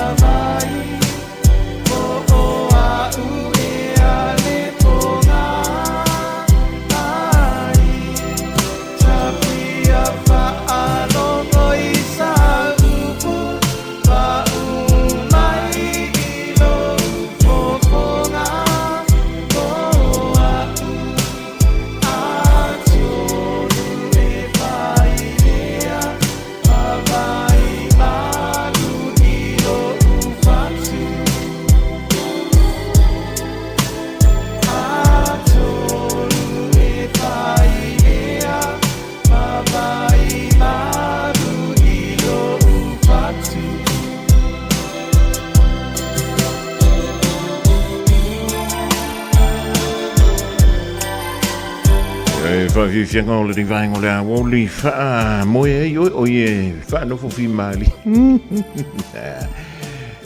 Fa no fi mali e vo le divine o le woli la solulu a so spuluiva o le divine sino February leve va band DJ Dame le pese malo lo ita. Io a fine malo lo mai lavana po na e te malo lo te fo ye la malo lo e pe o se malo mai nga o ya e wile.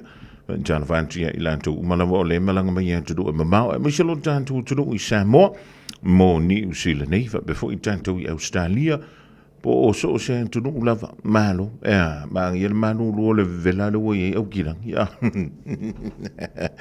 Up to enter the Sunga Yasuli Malafi more and time to tell her. Be on if I form a divine or less so. Fast full montupu to sanga le maftanga. Ja, alle sunga ja se juli, ja, maar voor ja Anastasia Stowers, pe voor I onna fa la wilo mai. Ja, maar no ali le on sa. O kako. E o lor kwinga ka sanga nga fast full ka sanga le mafukang. E sa o kana ni silo mo ko ko ya I nga pelo makuolo mafukang. Ja, ai vola ko nga mafukanga voi. Ja. E iki mi fail me go on absent. You be go on a break, go on a vacation. Yang ko me for kong ya ko ava vola I le mafukang e fa pengar vingo le langargi. Yo. E ke mi ka ku ke mafuka fukai. E voi ke mi ka ku ki on the break kai. E for ke mi voi le holiday ya ka ku. Ja, ko foi me kong ye da se mi oi. Me ka wa nga mafuka fuka va le. Ja, to no le to do ka fion lai. Telephone 29 California America ja pele motunga le ma to me. Sto ina ja Nicole Wea ma no le foi le favor ma no le tawan tai. O sto sidio mta pu e sa o fia karango ye. Ai ri ava tual mta pu le. O isa ware maki. O le foi la ko fa pa u la no le OCR. Ye po le official cash rate wa ki di ai lava. Onga si lo le ka ko wafo recovery o le economy o New Zealand. O le nefai lo mai le fale tupetu tonu le Reserve Bank of New Zealand is a time yo la holiday. O le wantoi fai titia le OCR i le limas fulu basis points. O le doinga mai le 5% le na iu faisi de vakarua. O le wa o tanto le tolu tesi ma le fitu 5%. O longa wing. Ma kwa kile ar cash ne ka ai ku ya le menga wa la nga vai le malos o le tala New Zealand ele leila ya mo ila to ia fia fa to wina tala New Zealand o lunga na me ka o exchange rate ma ta to le la fo tu pesamo ma kwa fa le ko ngwara ya le malos anga o le tala New Zealand ya o le wa fia lua masi vens fo maringi masi esa o le pese fo po o afia e toi sa wa e ko sa wa ile alu rungo le mano si angol tanto tala New Zealand e vida ya ka ko unsa posi le lei fa so le lei lau se leni wa le ni vai tau ya o le mea lare e halanga te tau ona yaini tanto reserves o le lu ngoranga ka lari fo ya yoi e mo ifo yanga e ku fo ifa fo ile o nga iske ya la funga ka le u fo ya yoi ala le wingo gambia e ta tauna yendi anta tu tupe fa anga fo ile mo kai mira fa ping te mi vo le ua e kango kuna kuskupe e kele membo mo mai lu marcos ya e va ye ku ngu mela ye e korua o la po ala ye ku sa dola yele maka ko pili vo ye o le wa le van kuri folo mai ko mal peiko ya wa ki nga ma fia ir ka ko kinga ye wa vo le nga ro fia yoi ya o le ya vai tau fa pena sem tu funga e sera ma lo so fu mo mi le langi ma e yele case o lo fa pele na la wolunga e fa fina nga fo i tonu o le tanto o tonu nei New Zealand o le tana o le mta pula o lo fa pe mai o lo i lalo o i lo ilonga o i o le ya fo o le e matua tu i facility nei tangata i le tu la fono tau city senior le malo New Zealand ona e muli ane I loa e whanau a mātua I o vāla te waso I New Zealand. O la tōua tangata overstay. Oi. I ka kiri no whake, ka iere mea o le huka whaikau o koe le so. E iai le li, o na mātua meile turu o intia. O whaisi leva o ova o la ua so I tutono New Zealand. Mātua leo le antali lea. E suafa ia Damon Kuma, a tonu nana e silsilama e mai mo I lunga o le TV tasi, tono New Zealand. O lea la e whaimai, o leo sifuru ma le valu tau sanga, o le nei ali I talavou.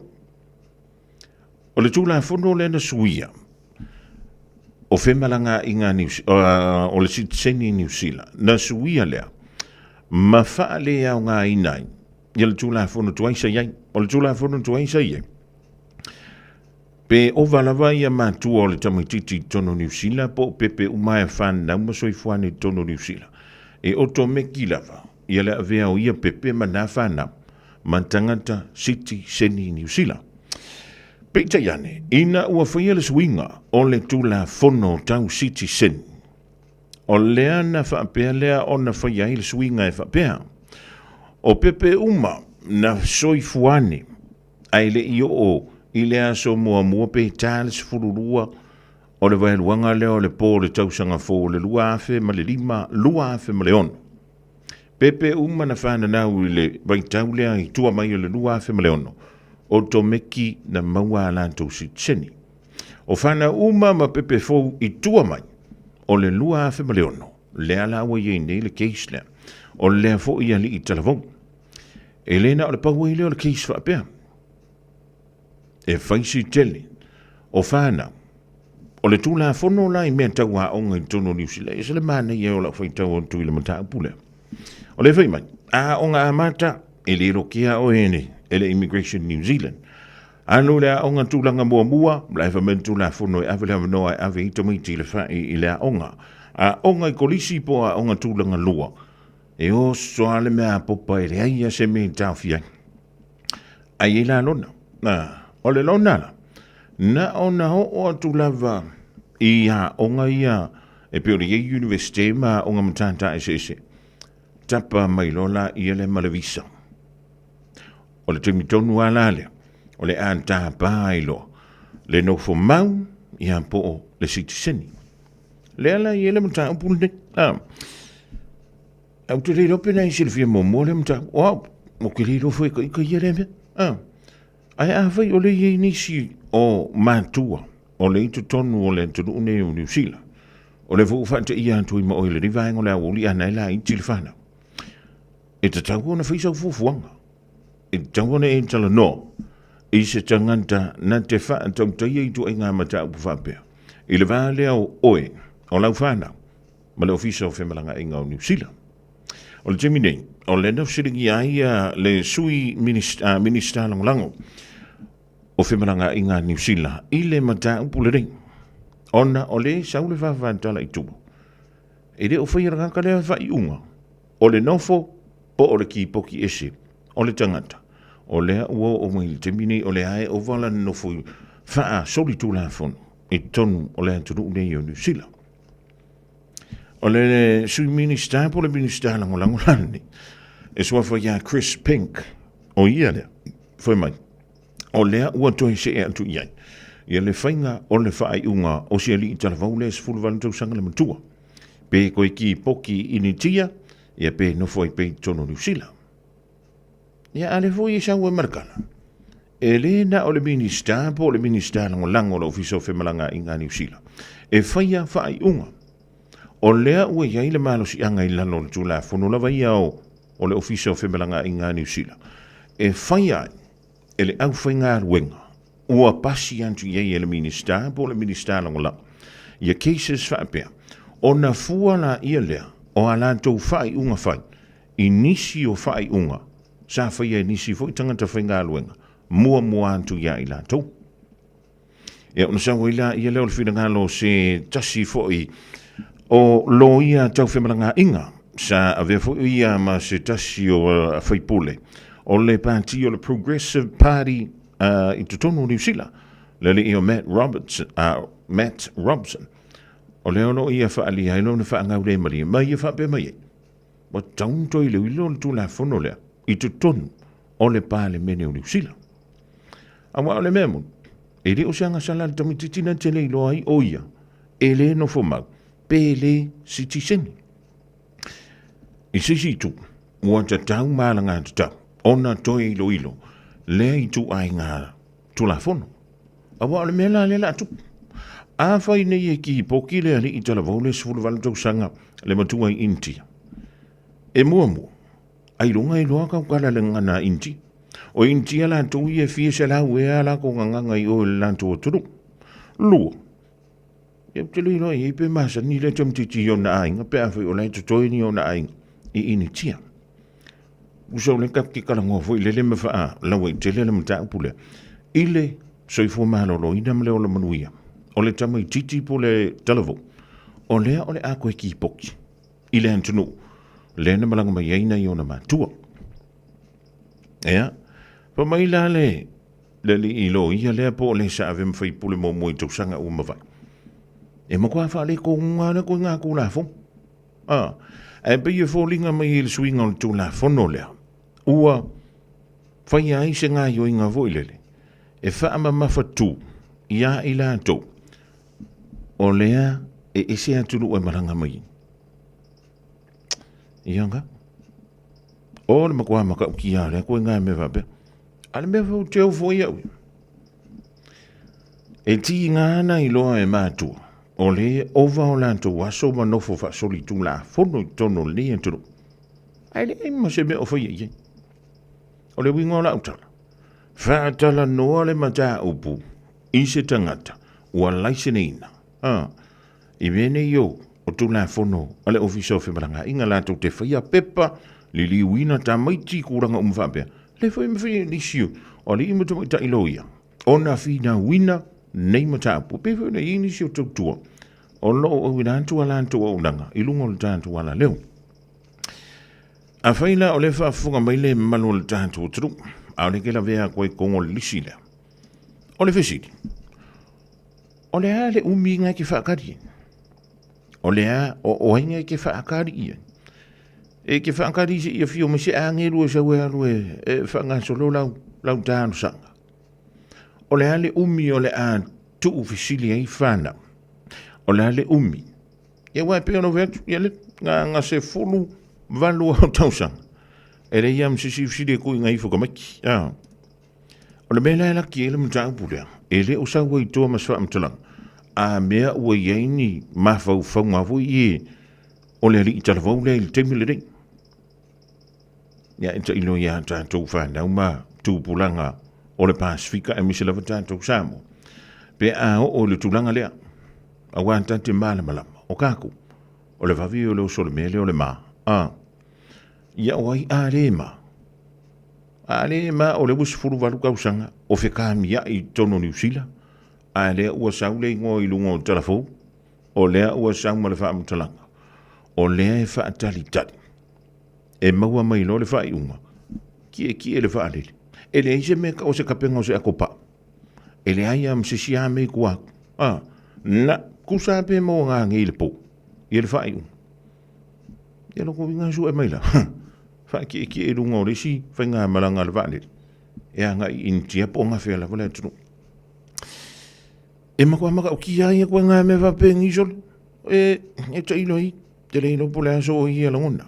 Ai, wala na u avantua na matang pule. A whai o le ini mātua. Ma whanau le ua. Ka i sifuru ongo kau sanga. Se furu fitu tau sanga. A o nai le i whai alava. I e sau ngā rue ngā no wha o e lawa i e anto e masi au whana. O la usirira. O le are kai mi ki arua iwa. Te i o mara kau sanga hoi lelo a pipa po le skolu omi. Awa ala i whaanga i o ia i le teimine. E fia saula no i ngoma no suafa marko wa inga marko ungo o runga i pe a o i mata uwhape. Awa ana le longo talafu i le TV tasi il mata upulea maisi o penga tawha e langi manu si pepa mtulang o mwhape. Ia se me bangu hele hamaska ko i loa. Ia e awha i o daintano whanofo i le ma o el na me i au. O le si tele na. am faina Italia e makwale leike ai a vai ke rei kari yanga ngafsi la so ulangona ai o atu lau fa na pe a manu wian la tu tau mafai kam fai lola ia le wale la el tele wa o ele nganta ya o ngam tanta isi au le la e university le ba si fo ai le o nga wo yo limal tali university o la wo yo le official fe malanga inga New Zealand ia lang mata la le me nga wo fai awa me sa fai le fies fur kausang ngofo ia va ping yang tele fa tu amele ngala wa mlawa ile o som sing yo ile o fujero ia a le te fai o me e ave ile fa mo fa mo ata to wa ave mama tu awa a tupu la le pe fe pe o me la le tupu mai ni le antali ile sful van tu sanga matu ia lu sidi ke le ale awa me matu sa fai to no sful ma le valu ona tu sanga pe manga ya lai ova ya fa penga le ya le masela fonga vo le ko ngia wa ngai antara match pe anta ia le finga tanto tu tong yo e wa me ngai e suma le me ngai wa ngai ke le se ringi ngai mo le ki pia sa la fonga e le o ki pia sa holiday pe ku so le ku pe an ko ngai avantu yanto o ku pe ngai pulei o me sa lo to o no no o ngarale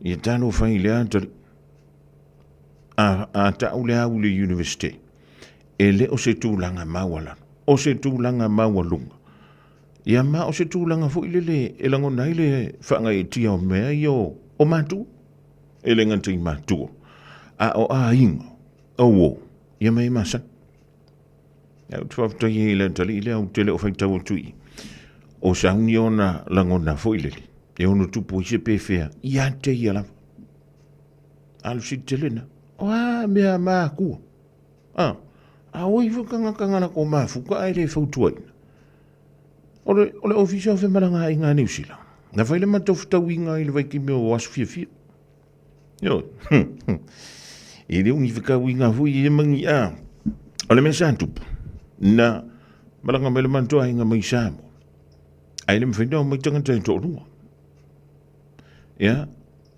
na ule hangoale i ole sa upisi o le whanama ai na tau to ane le tai a matalole na usiri ia ma o emaili ei sau tali whamai ia ole mano lo le ofisa lai sa mo o wha o i ilangi se o whengaruenga i ngi usila mo lo sira fia pe aso malo lo pe aso fia e iei lava tangata o lo whengaruenga e tali mai fa sili mea nei o mtau le ofisa o whemalanga i ngā New Zealand.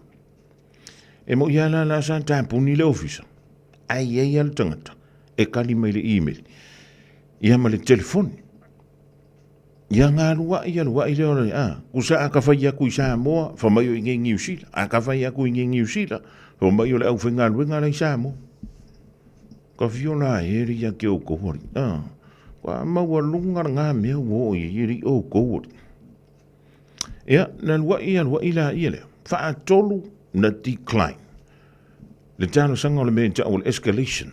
O le escalation o le noinga e yeile mafu anga tatau. Wa laina si itia i lunga ia le tūlanga.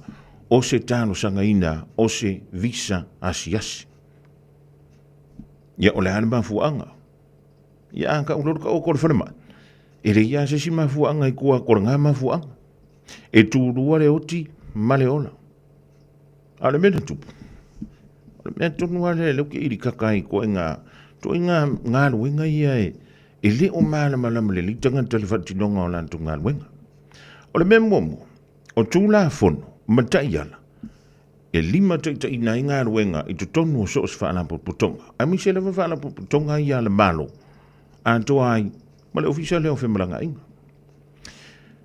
A o leisi ona i tū e iei le i tū e wha le tangata o le ale winga o le mea, e fualau whai unga whai, i le case ma le mea lai tupu i ia tangata. O le mea ranga o ila umakau, po le mantu matau, wha kolu na te ina. ua avaku uma mea uma ia na mo'omia. Ale mea mali e. O le whakoru rea. E ko akasira kankarenga ke inga. A wa aiwa ngalo yangai. O longa i ngoa la e saungai. I lalo langa i meri ren karimi. Ea. A folo mali e kongolo ka le fia malota onu sa. Moko whaapea. Soli, ka fio lai, ka fie. I le mole meo ka ngaka i le o maala malama. I mea la e ngalue. Ma whaai unga e tauna fua. I lunga o le situation. Ia male tūlanga e piori e imuta upolo o tānu sangaina. Ea, na o nā toi fo i au ngalue. Ia kamilo fo i maskamoa o fo i lele su e sisi awa. Whaamtaile sa marianga le rina ia whaasinoa mai ia le tangata. E mawhai, ona au tālo sanga atu ia. E fia mausef so son. Na o nā maua mai au le tala le tangata na. A koe a waku kokong. Ai folo mai e kua manekana. O lea ua tali. Mano o kiki longa aku. O le ula le lenga whai whai unga. Whai unga wha akoru le mua. O lea ua toi whai mai e talia. Ai ka ngoloka kala mai e malonga mawhau ia kia. O mai ranga ia maa kula fongo lea bla bla bla. Ia. Te lilo iei po fonga mai ia. Se tasi o alo le tātou tunu ule na maua mai elef soswani. Kusaka kele mga afuilele solitu lafunu. Ai au te nau. E wha a sa o ngā luenga le tangata. Pe awhi ele o mahana malama na mele e whai. Ia na umale o le naso. O whapea. Ele e o le ai ele mele. Eli me hana o mawhau i le matau puna. Ia msalobo o skemi whapeki. Ia po o tūlanta fo ele whaele fiafi. Au whaalonga kwa. Ele o le lei ala unga fo le ai. O lewa o loa lawa talia. O lawa maua visa o le antapenda maini si o le manto ainga misamu. Au koe whai kau wha leia kua. O toi whai tau wha le leia antua le imeli le ulale. O lai karangoa mai kula fongo ma mea ngā mama. O ia wa leiri tō la fono. Se i kangoa kula mo me o le whai popo e wha sa o long mawhauwha. Ia o whai antulo le wha pe ie. Whaapteitele mo le talia o le tāsanga pe o le tui natu. Ai mo lau sila fia. Se i whai mai a sau tali lau sili le. E fia ni cases, ua umana e ngalue ai, na e muli ta i ai le tū lafono, e o ilona ma ta i tusi muli. Lua. Ana wha apea e alu le manta upu lea na amantoe le tāsanga o maitangata mai Samoa, tupu se pe fea i lunga o le lau ale au fomai. O le ala o mea e whai. Tolu. Ana wa apea o lou tama, po o lou tina, po o seisi o le tau ai. Le ta antia i lunga o le lau le a fomai. Wha matai te le nau pe o lou leu te nau antuai. Ina ia ta lia le talo sang. Awa e kasi leo langa mai i re rua pe ko. Pe kasi fui male afa. No. E wā nā fora hola. Ia nau whea tūlo le iei. E whaai o toi lau tala. A whai. I te le maana malama i lau mea nei whai. O ngā koe su mai leo lau sunga. Le lau kango e ko kongi rau piri ao. E koe aru e koe ao. E o mai re keimirungi. E re i koe kari mai le ulanga ia kia. Eo. Ia au nei o tātou tamala. A whai o nei i se mea. Ea, e te leo maana malama. Se sa i li leo sosoan. Aua tātou te nau fua. Ma aua kako ke whaarongolong kala.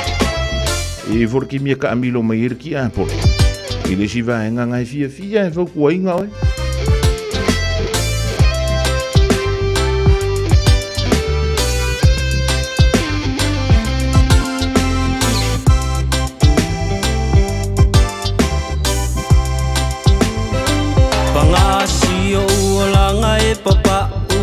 E tau fono lo i e afu. Si o ufale o tau patu. Wale i la lo utino i le namu. Ai o te usulava ma le fia. Tali i langi ai o so manuia. O tau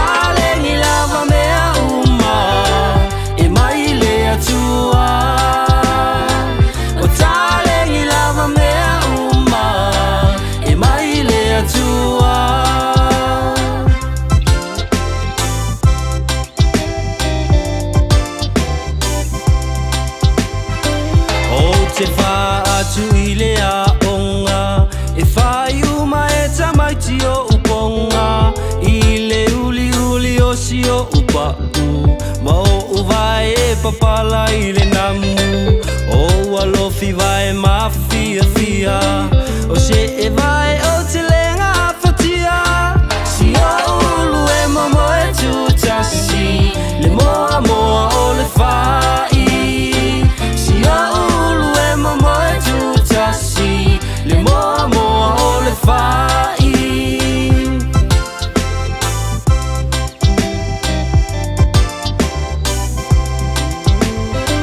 Wale a uau tau mawhainga I se a o ngai a pia Wai ula vai le kolisi masani Le maumanga sasa le tonga whai O le sapelu lava o si a upeni Ma si a upe a tau ato ato Le ie la sa o iuta E tu si ai o le lafo Le ie la sa o iuta E tu si ai o le lafo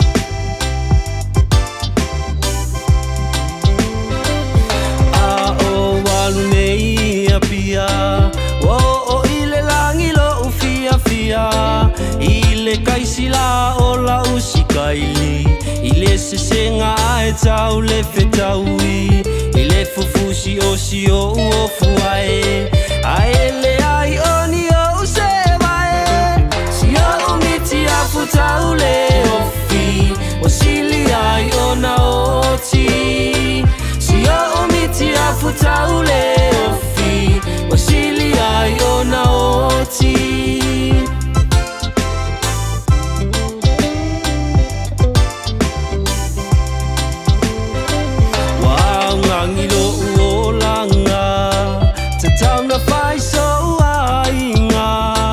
Popole vale lo uma fau fau O se panga ai o le au Atu atu vale o si o uloto O tau o so ai o le moe tolo La uma lo me aunga E su e ai se ava La uma lo me aunga E su e ai se ava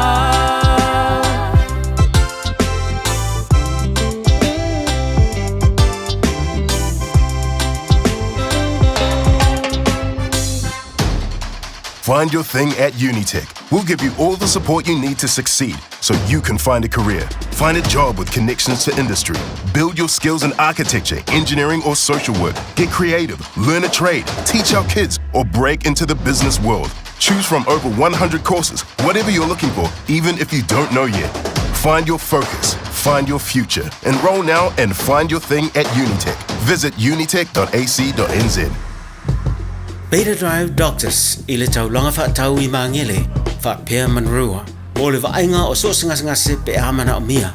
E whaatino e fo I matupui pui o le whanau witi. O tupui pui la COVID is full river. Mo I lato is full on tausanga malunga atu. Whaapea matupui pui o le flu.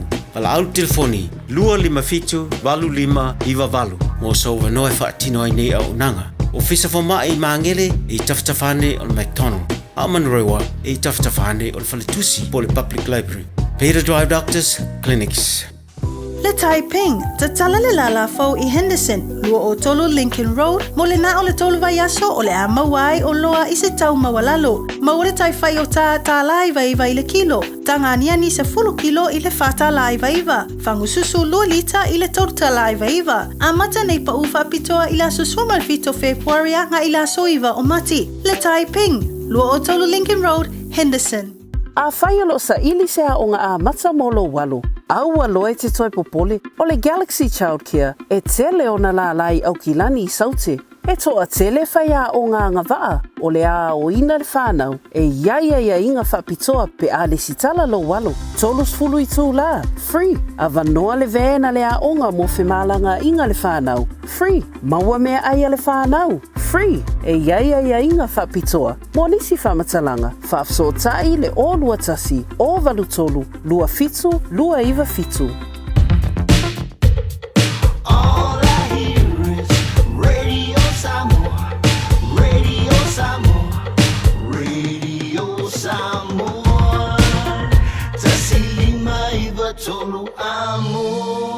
Radio Samoa. Kasilima I Vokuru Amo. Tano si ona utonu antu malabaruia ia whinga maranga fo ia mātua ma utawale no whanga o aonga le whanau I le tua I o aonga stimula o toi mau. Lo te vai hintu la vai fafuia na alfa manu mai la vo winga o tausi ka mai ma ulua. Base spray and walk away langa sauanga le. Malon tulu so ya junior wele ma le tua lo fala au malu so ya Martini so Martini. La cantelea sanele Casiano sanele o le SK crates. Wa fa moli au dantu le mo tatu ainga o lo o fa moli mai sa mo. O le whai unga le vea suri, o le whai ai le ta longa. E pe o le whaafonga iai lunga o tātou telefou. Lupi soli ai la auli Joseph Parker, ma le li o Daniel Dubois, o Perentania. O le wamai ai le whai talanonga. Ia si ka kohanga ia ki ipo hanga la wani ia sa whai.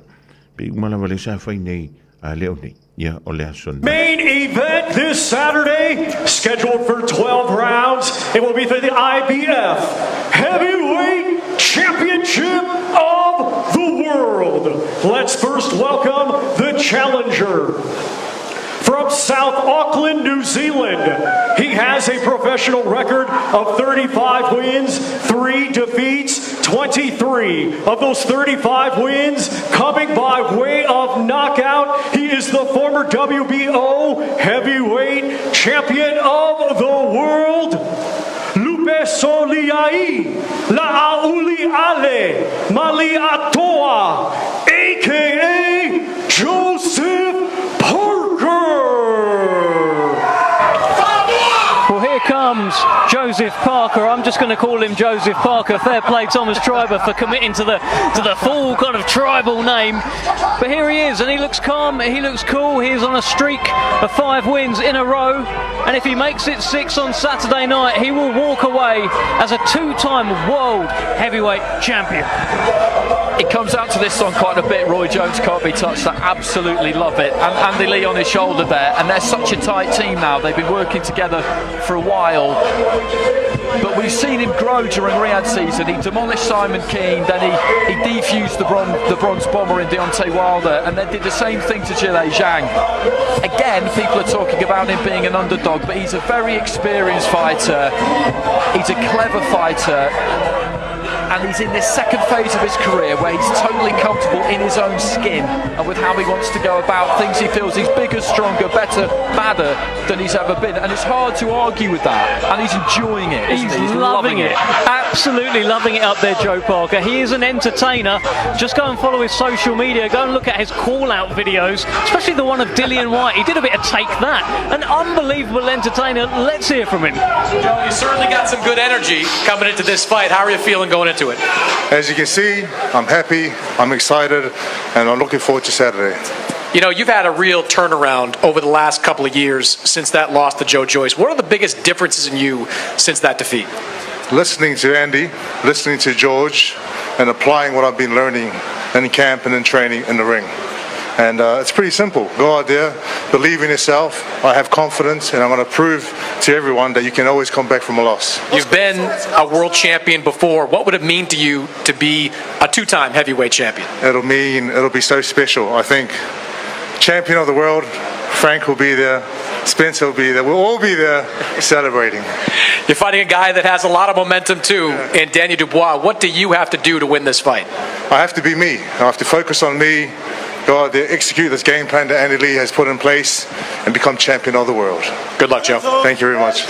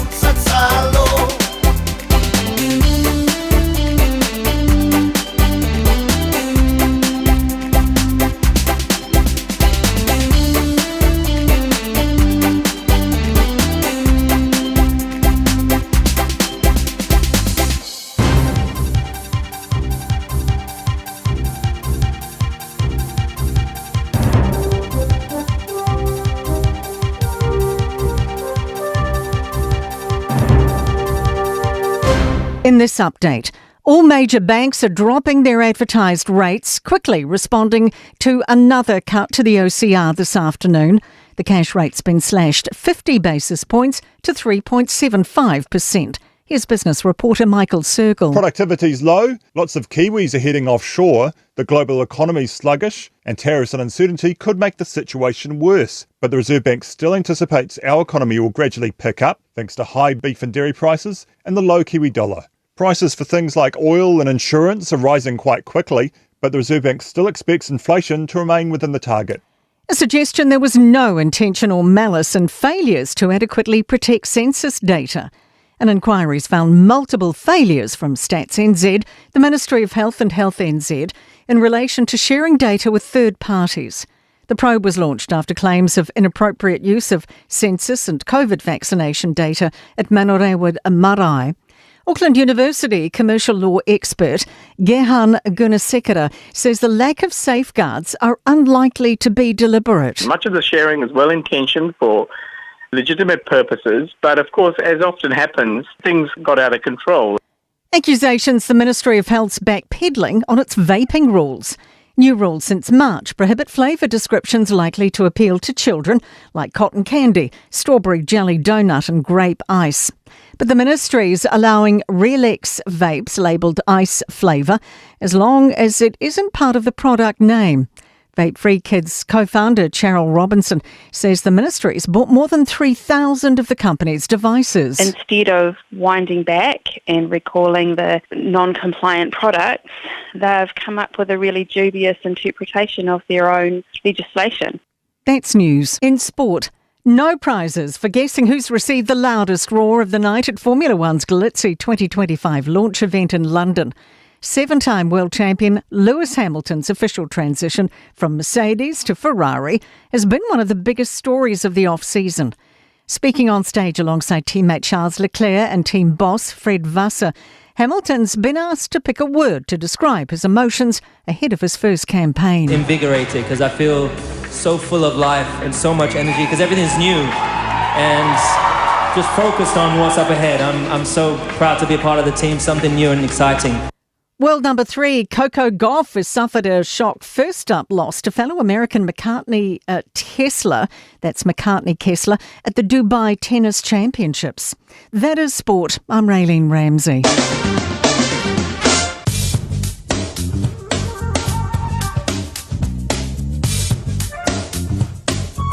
Fatalo fatu ala utala ne le tau mole so mole aso atayao. Wingo le tau mole so, ma tele ina le wingo le tau pe tai o le ai na iao e ufiti ale langi, mai ono iai na iti moto ulu. Yangi mai savili mai matu isi sifo mo le ne yaso. Vevela fa mawina e luas fulonu tikeri ma le malu lua se fulu walu tikeri.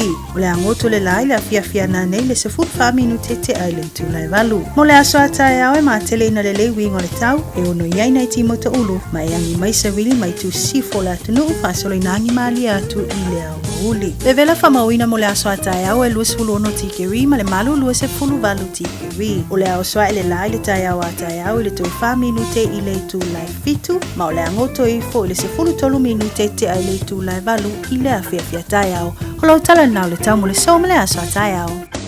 24 hours a day, 7 days a week. Radio Samoa streaming live on www.radiosamoa.co.nz.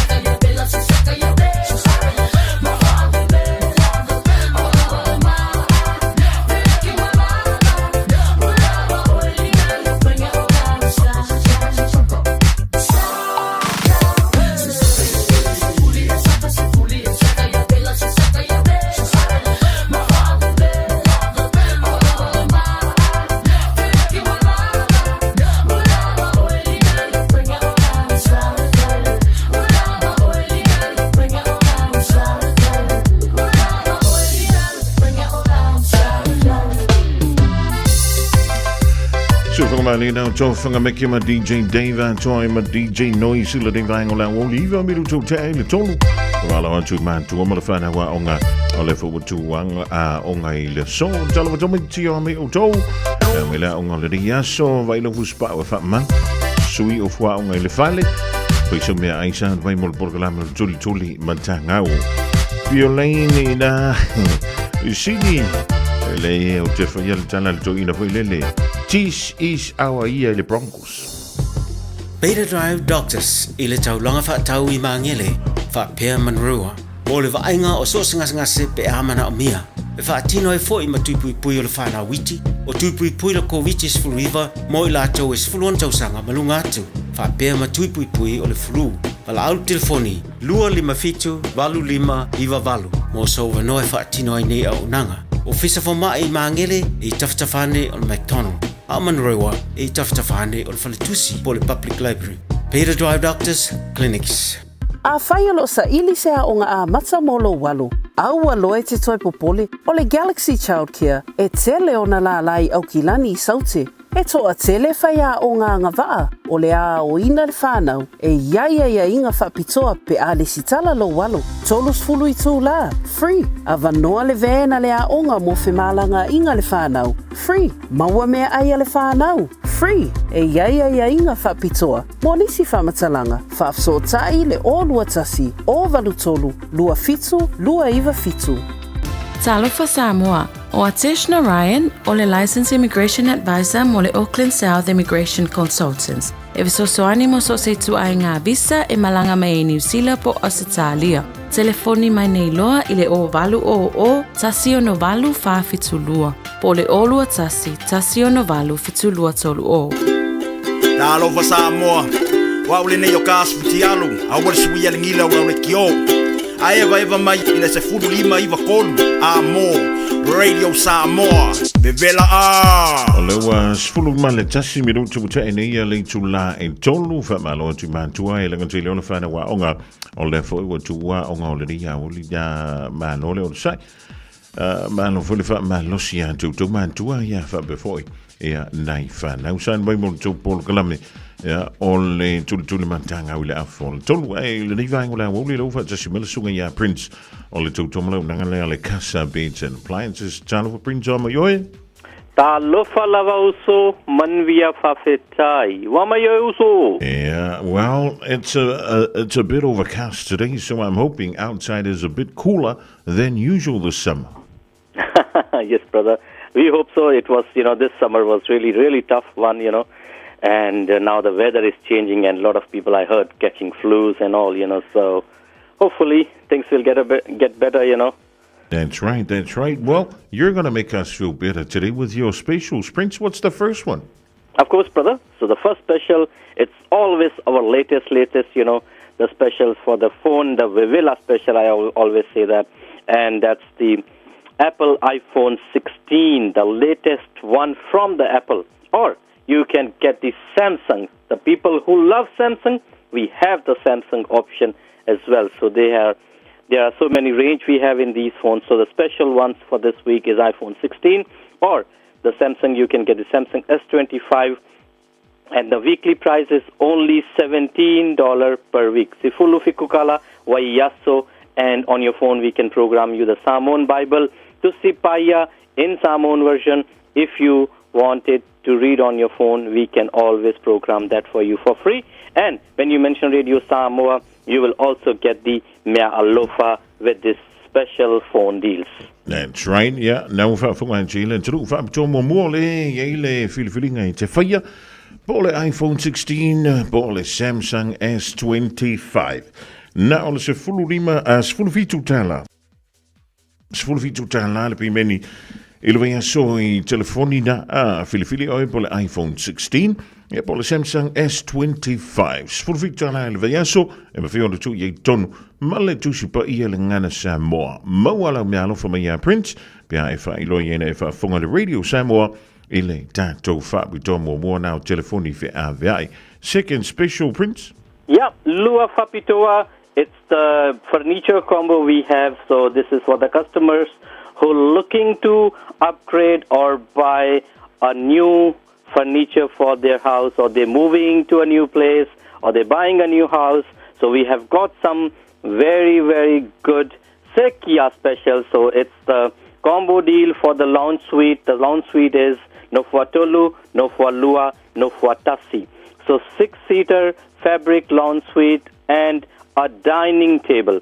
So 7-piece dining table with 6 chairs and table. We also have like 8 chairs or 10 chairs and the bigger table as well. So this combo deal includes the 7-piece dining table and the fabric 6-seater lounge suite, which comes in the different colors, and the price is very, very affordable. It's only $29 per week. $29 per week. You are getting a brand new lounge suite and the dining table for your living room.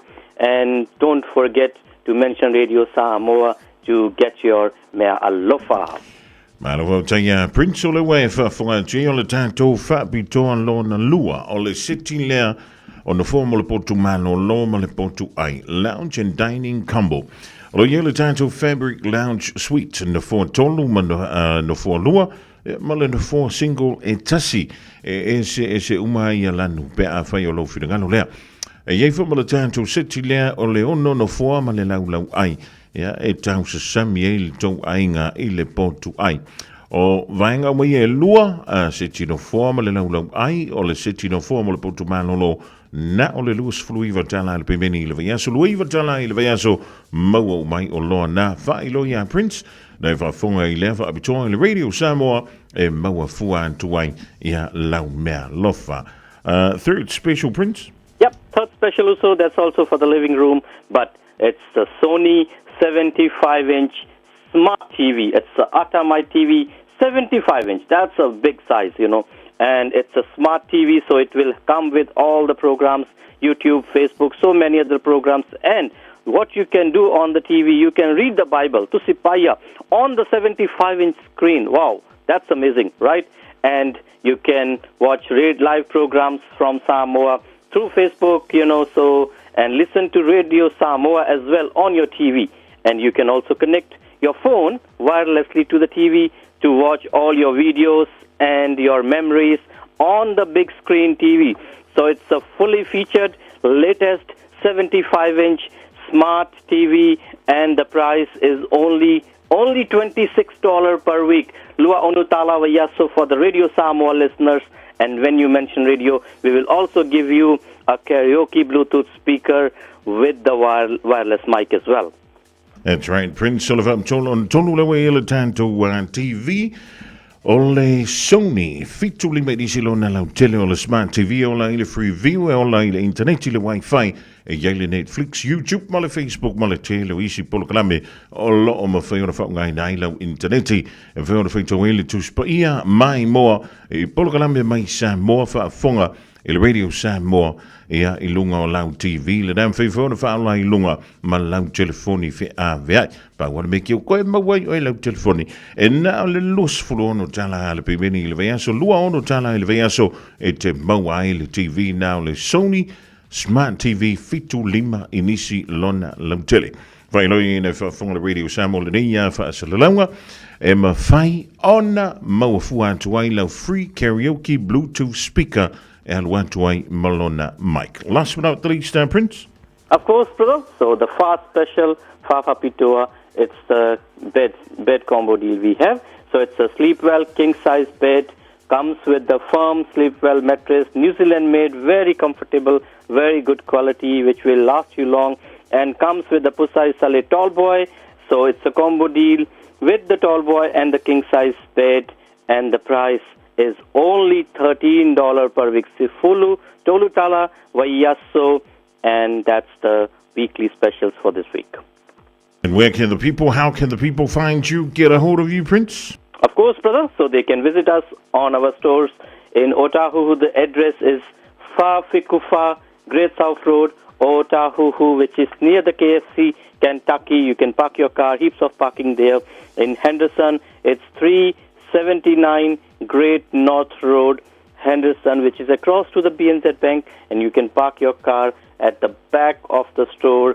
And the timing for the store opening is 9 to 5:30. That's Monday to Friday. And on Saturday, it's 10 to 4 p.m. And the contact details, you can note it down. It's a toll-free number. That's Owa Silau, Lua Lua Lua, Lima Fa Walu, 0800 222 548. And for the social media, you can contact us on our Facebook pages, which is Casa Beds and Appliances, Otahuhu, Malay Casa Beds and Appliances, Henderson, that's for the West Auckland customers, and the Otahu page is for the South Auckland customers. So we'll hope to see you in the store and serve you, and you can get all the latest deals from Casa. Jay Prince, you have a great afternoon. We'll catch you again next week. Thank you so much, Yusuf, Fafetai Telelava, for having me on the show, and thank you to all the Radio Samoa listeners. Tofasi fua Samoa, Sekia Samoa. Yeah, so if we all assume ya Prince all the Totobolo Nanganala Casa Beds and Appliances, a building for Yang.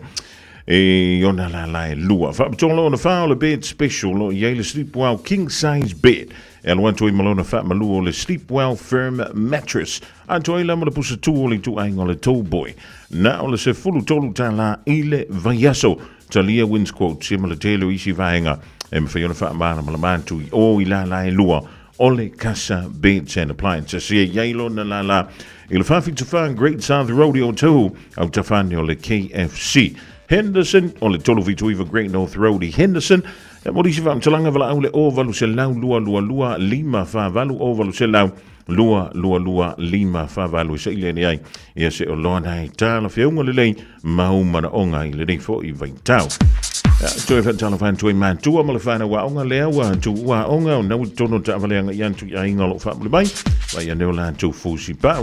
Ja, de te wa tu fa fo se il ta valea fa ina i sta mititi.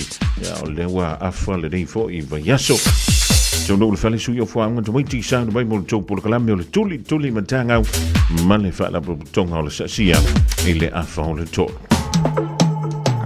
When you shake up, I bring you some more.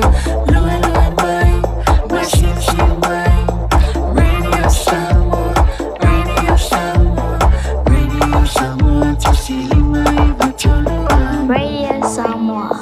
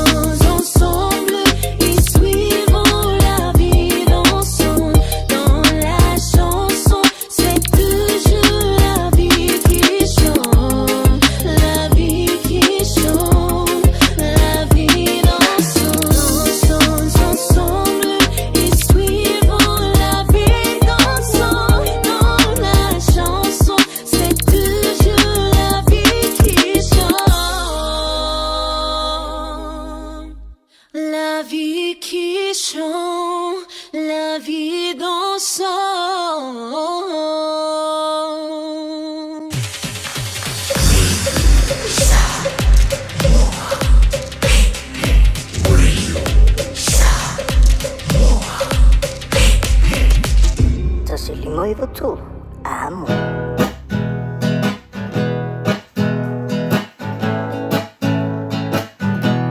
Leu fia sina na tuli matangau Paapea lawa ita ole whanau Ole atu yo umatua Tuli ita ile a oma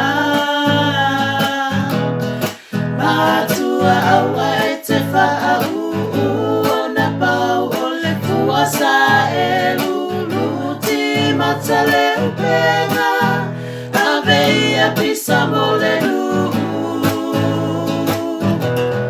Sa asia eta fa asao Sa asia eta fa asao Atini pao Neolata ua uto Se ilolongo pea le fua male pao Ai se io talano amole Sa asia e amua Sa asia e tafa asao Sa asia e tafa asao Te whatalo whats fo ili nei fo i tula o leo uli e te utu umalawa te ine matama onga ia ai whapena fo ili tapua inga nei mātua o lo tapua ia lo tatu o atu ia onga ili nei fo i aso wha malo lava le ono sai e te utu malo fo ili wha malo lo sili nei aso i lea onga whatalo fo whapitoa fo i ina i tua asina sina o mātua ai maise ia o so se tasi lava fo i o lo mawhai o na maua mai le polo kalame fo ile nei whanau tultuli matangau polo kalame mo whanau ina ia whapena ona soani pena i alo manai whanau whaonga ina o la tātou ngangana tala noi la tātou lava ngangana ia o sina whaatonu tonu foi ia lātou wā mionga o ni whautuanga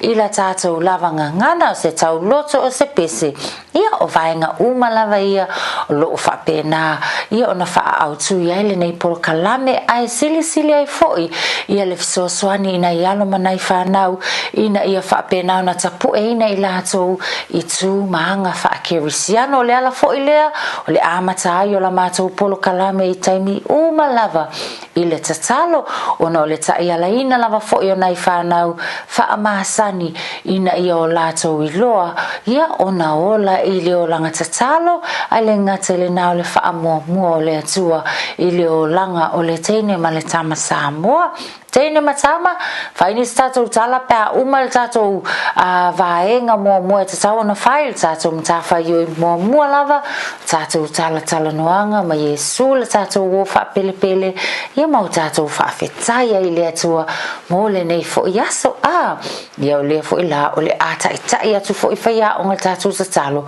ai fa alongo le mai o tou tatalo fa atasi mai fo i o tou ia ma fai fo le tali tatalo o tou ia lei tātou i fo matatalo le atua lo mātou tama mātou te vi ia lava lo suafa i le nei aso ona o lo alofa tūnoa ia i mātou lau whanau ta aftai tele lava mo le ola ia ma le malosi o le ea fou mātou mana vaina i le nei fo i aso i o e awasa iai nisi o mātou sa mamai nisi i mātou whaanoa noa ona ua motu sia mafutanga manisi e pele ia i mātou ia a ole nei aso ua mātou au lia ona o lo lava alofa tūnoa ia vi ia lava oe lo mātou atua ona o lo whaamahoni ia i mātou te talo le nei taimi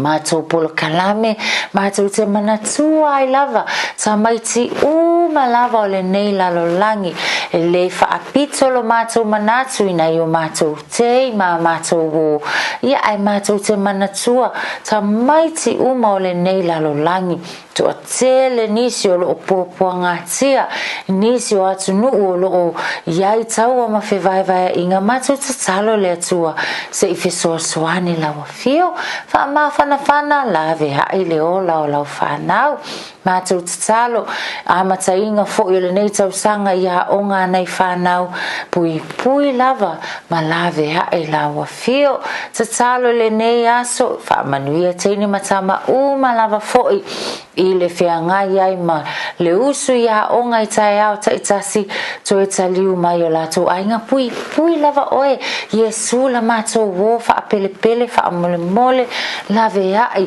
le ola o whanau ta tono potu a onga o whale a onga o malaya a ta alo le atua wha mole mole ia wha pena una puia le ola o lau whanau mato talo lea wha manuia ngā luenga tama matina ta manuia foi nai matua tausi le li ia foi le vi inga ia te o la matua te talo lea lo matua tua e la tu le sua fo Yesu Keriso lo matua li ma lo matua faaula amen ia malo la pata maiti se le ma ngai mai o le leo e malenga o la ngonga aku o kale ma ngai mai o lan tatalo le tele manatua tato e fa amasani tato i le o langa tatalo tupu tato mamatua ai le mea e fia mana o ai tato e tala noa i le atua faingo fia o lawa e loa tatalo ia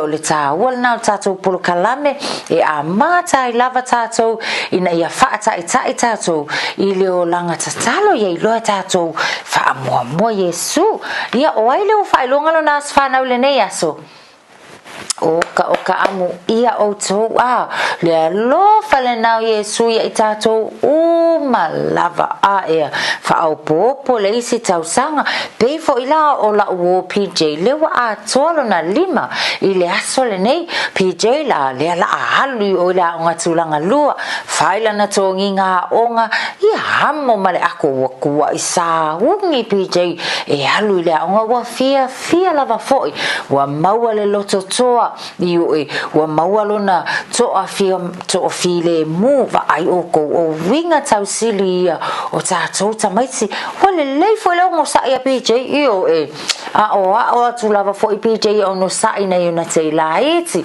o no sa i whaatali lo na vanoa whaasoa maisi tamaiti o mako i sa ungia PJ manu wia lava lo halo atu i lea o ngatulanga lua wailoa ia le la mako kapua i aku ia makua i alu le ako o PLV8 wailoa ai sa awale ula vale anu le atoa o ia mawhaalongo mausi sa ia whaia onga whai mio au lei le na o ai oe ia matau mawhai ina ia tapue oe i totono a onga amata ia all the best PJ ia lei au tātou la lele i akoa tātou la wa atoa le tolu nei yo isi leo wa atoa le tasi tausanga ia vivi i uma tātou whaafetai a Yesu mo le ola fau whaafetai fo ia ta mama tina ioi wa ai o kou le manga ngai o keke fo na whaia tina le keke au le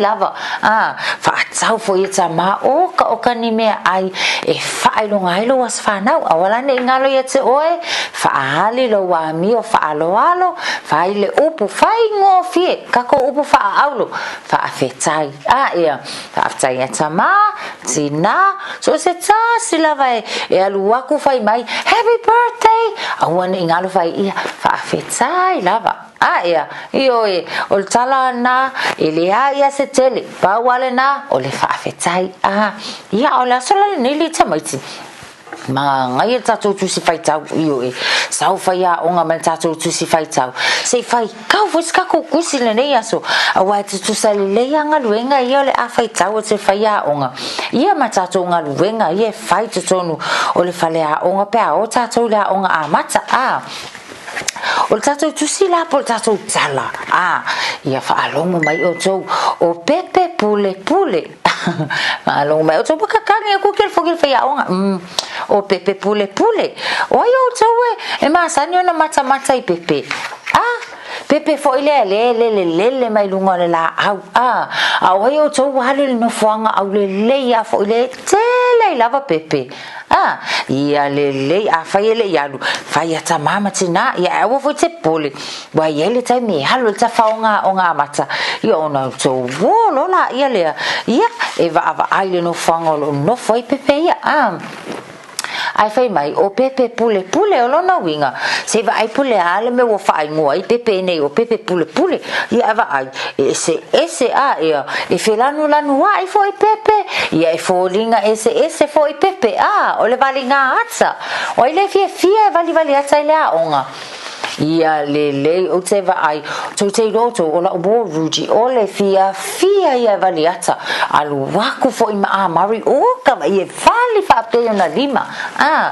ia le fa longa mai o tau tamaiti mai o le aso o le afaya ta so valinga ata tama lima wa faya tu ai kala wa fia tele Lisa o valinga te tama ilima o le mea pito sili lava lea o na fia i ai Lisa i le onga amata e lei o te wa solo mai e fafo kala i fafo e kala tama i apavali fai mai o tau tama i apavali e tamaiti fai mai lua talo siha au ia se vali lanu moli o le mafau leo Lisa o le lanu moli e pito sili lava o na fia i ai le taine leo Lisa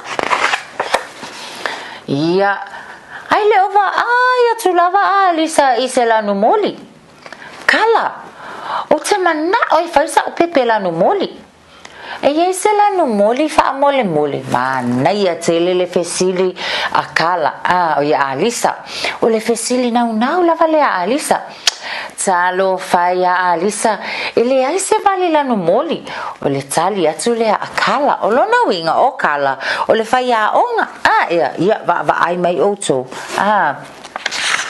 tele o tamaiti o le fia vali ata uma kala e ma fai ona e feso soani i le fai ngolo o futino ia o le fesili le a Elena mana tuofo ia le ofo e fa onga tatu pe a vali le ata ia walu kala e fesoa soani ia Elena wa manatu Lisa e fata ile lanu sama ia walolo na tama ilima i tono le vali sama ia ma amata loa una tusi le ato le pepe o yo ko lo kusela ka pepe ia tusi mai lunga ile ia alu fa pe le si apa au ia alu le tuanga vale le si apa au ia failo makama iseu ye lunga le pepe va ai la o le manga ia fengo fie ia pe tango foi fa tsa mai ia fai mai ele lava le ata ua fa pena lava le mafau Lisa o tusi pela na ata i lunga o le pepa pe ia mana ia pe a fa o popo ia sina pule po ave ia sina pule lanu moana ia ona lolofo ile o tamtama ilimo Lisa ile vali lanu moana ia ua tongi e lunga lana pepe le lanu sama o to va ai mai lata mai o kale au le lei ai ua liu lanu mea mata ina ua tango atu e fai mana tua lata maiti e tango ne tu ule vali lanu moana i lunga le vali lanu sama o lele lanu e maua mai ai mangai a tele ia e maua mai ai le lanu mea mata le lawa lanu mea mata to e lanu sama to e lanu moana o le ala tonu lava le nata maiti na lai ona fai ngole pepe o pepe pule awa wale tasi se lanu fai mai lola ia o siteino o Lisa ia ua faonga nei la le isi ona lima e vali ele pepe sama lona lua pa ai la oko uma le isi pepe vali atu ma le isi pepe o lea foi la ua tongi lanu moli e lanu moli pule o le isi pepe lea ai oko ese le fia o le teine lea onga pa ai faonga ona tama ilima au le lei ia tongi ai ia ma vali ela na ata ia oka le mana ia fai mai ua fia fia uma ta maiti ma Alisa ina ua uma foi ona vali le pepe lanu moli a Alisa. Oi lau tātou le fia alu le aonga ma whaile me aonga. Ia ai o mai lua maisi wo sau foi Elena ia se le lanu o lana pepe whai mai Elena wa ai ma ai lau pepe lea ia wa ai o tau tamaiti e lanu moana le pepe a se teine o Elena ia la foi e tu mai o le lanu moli e ali i teine matama ia wa ai o le aonga le nao le tua anga o tātou o i le aonga a wai tele lava wa e ngata ua e a o ina e tātou le lawa whaata i tā i umaloa ta maiti ma fia whaatasi e vali a lātou pepe la ia e pule a wā o lea e tele ma ese lanu o a lātou pepe ia e alu la tai au le aonga whaata i le aonga amata whailo ia whai aonga se mai a se pepa se i vali atu ai le ata o lata pepe lea wha mole ia na e whaahali lo lea whai aonga le au le leo lau pepe pe a uma o na vali tātou tala le nata maiti talo sia ia tautoa anga i le aonga ia matoa anga foi e whai mea aonga ia matala ai ia le poto le nai te tono o tau mawhau ia o tau ngaruenga e whai te tono le aonga tae au tātou tu e tala noa foi au le aso le nei ia o lea ua uma le tātou polo kalame tautua nā usi tae ma whaalongo ia tamā matina manu ia tele lava o tau tamaiti i le nei fo ia wauli tau whāsa i fua tamaiti. Just think a minute. It could change everything.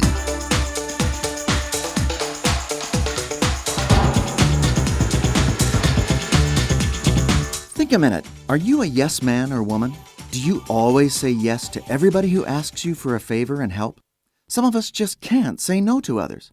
The problem is, our yes often means stress to us and our family. Because many times, saying yes to one person means saying no to someone else, like your own mate and children, and your other responsibilities. Of course, we need to care about others and try our best to help those who need it. But we must also know our limits and that we cannot always say yes to everybody who asks us for help. Learning to sometimes say no to others will mean yes to your own family and responsibilities and give you less stress in your life and home. Remember, you're the only father or mother your children have. If you don't do your job of loving and teaching them, no one will. So our family life at home becomes tense and angry instead of a peaceful, happy place. So when someone asks us for a favor, we must decide if doing this for them is actually helping them. You see, if we never let others take responsibility for themselves, then sometimes we're not really helping them to become responsible and successful, since we're always doing their job for them. So just being a yes man or woman is not always the kindest thing, or being a true friend. Other times when someone asks you to do them a favor, you don't need to answer them right away. You can tell them that you're not sure and you'll call them back. This way you have time to think about it and check your own schedule and responsibilities first. Maybe you can help this other person, but at a different time than they asked. Often people will still be thankful for your help. So if you've been stressed by always saying yes, giving too much time and energy to helping everyone who asks you for a favor, and your family's been hurting, since you're neglecting your responsibilities to them, just ask Jesus Christ to forgive you. Jesus will help you learn how to wisely choose when to say yes and when to say no. Just think a minute.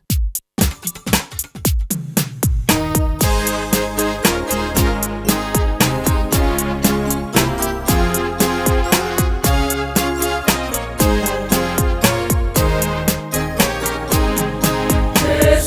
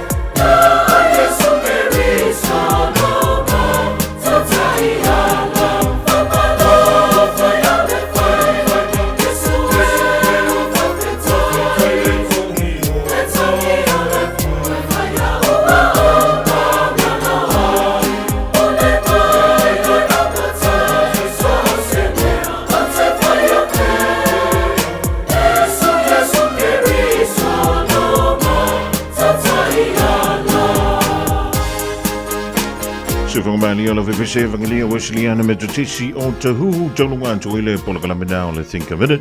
Ilo pese Yesu lo matu ta yalo ina wato e valumala afa biduto na tala o le tu la e fa. Ja, mole am tulanga fa tail fa tu ya Natasha va lo mala sa sia mole pola kalamina tu tuli matanga. Fa malu luan tu pola kalamina ya na filen joy e udan tu ile so.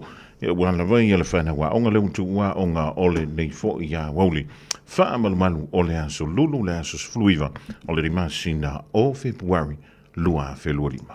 Wa mawhai o na awina atu o le polokalame a le awauli mafufonga mua. Ona o le lango malosi a le Galaxy Childcare. Vili mai loa le o lua tasi o valutolu. Lua fitu, lua iwa fitu. E resitala aila walo.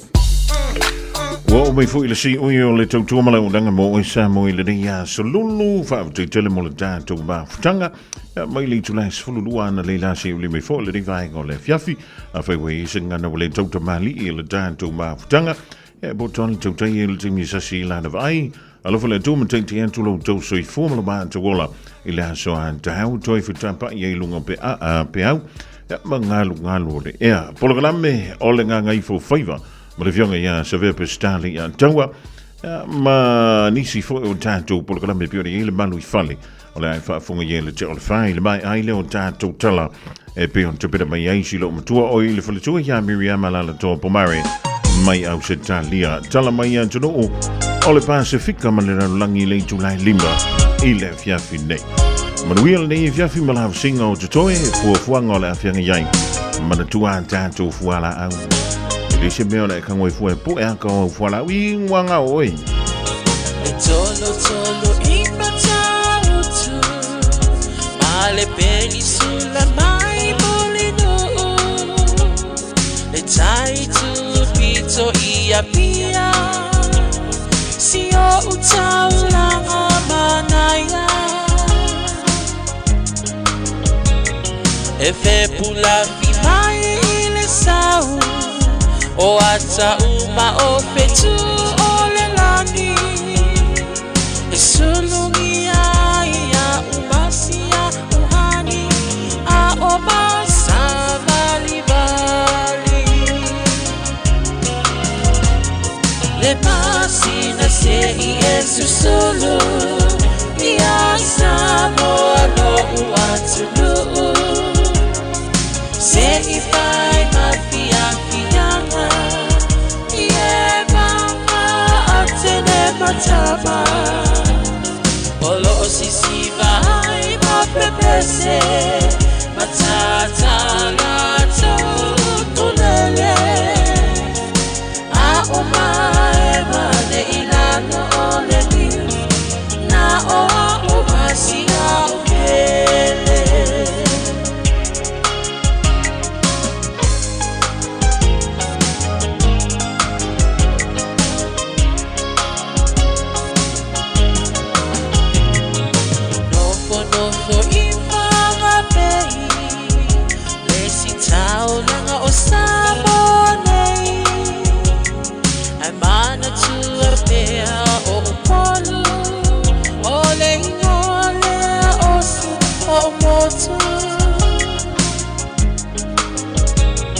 ele mafai nanga ona ngalo le tape mali o mai singano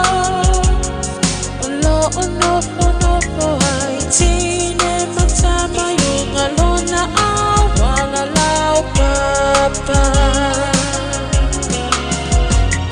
le pasina se i esu solo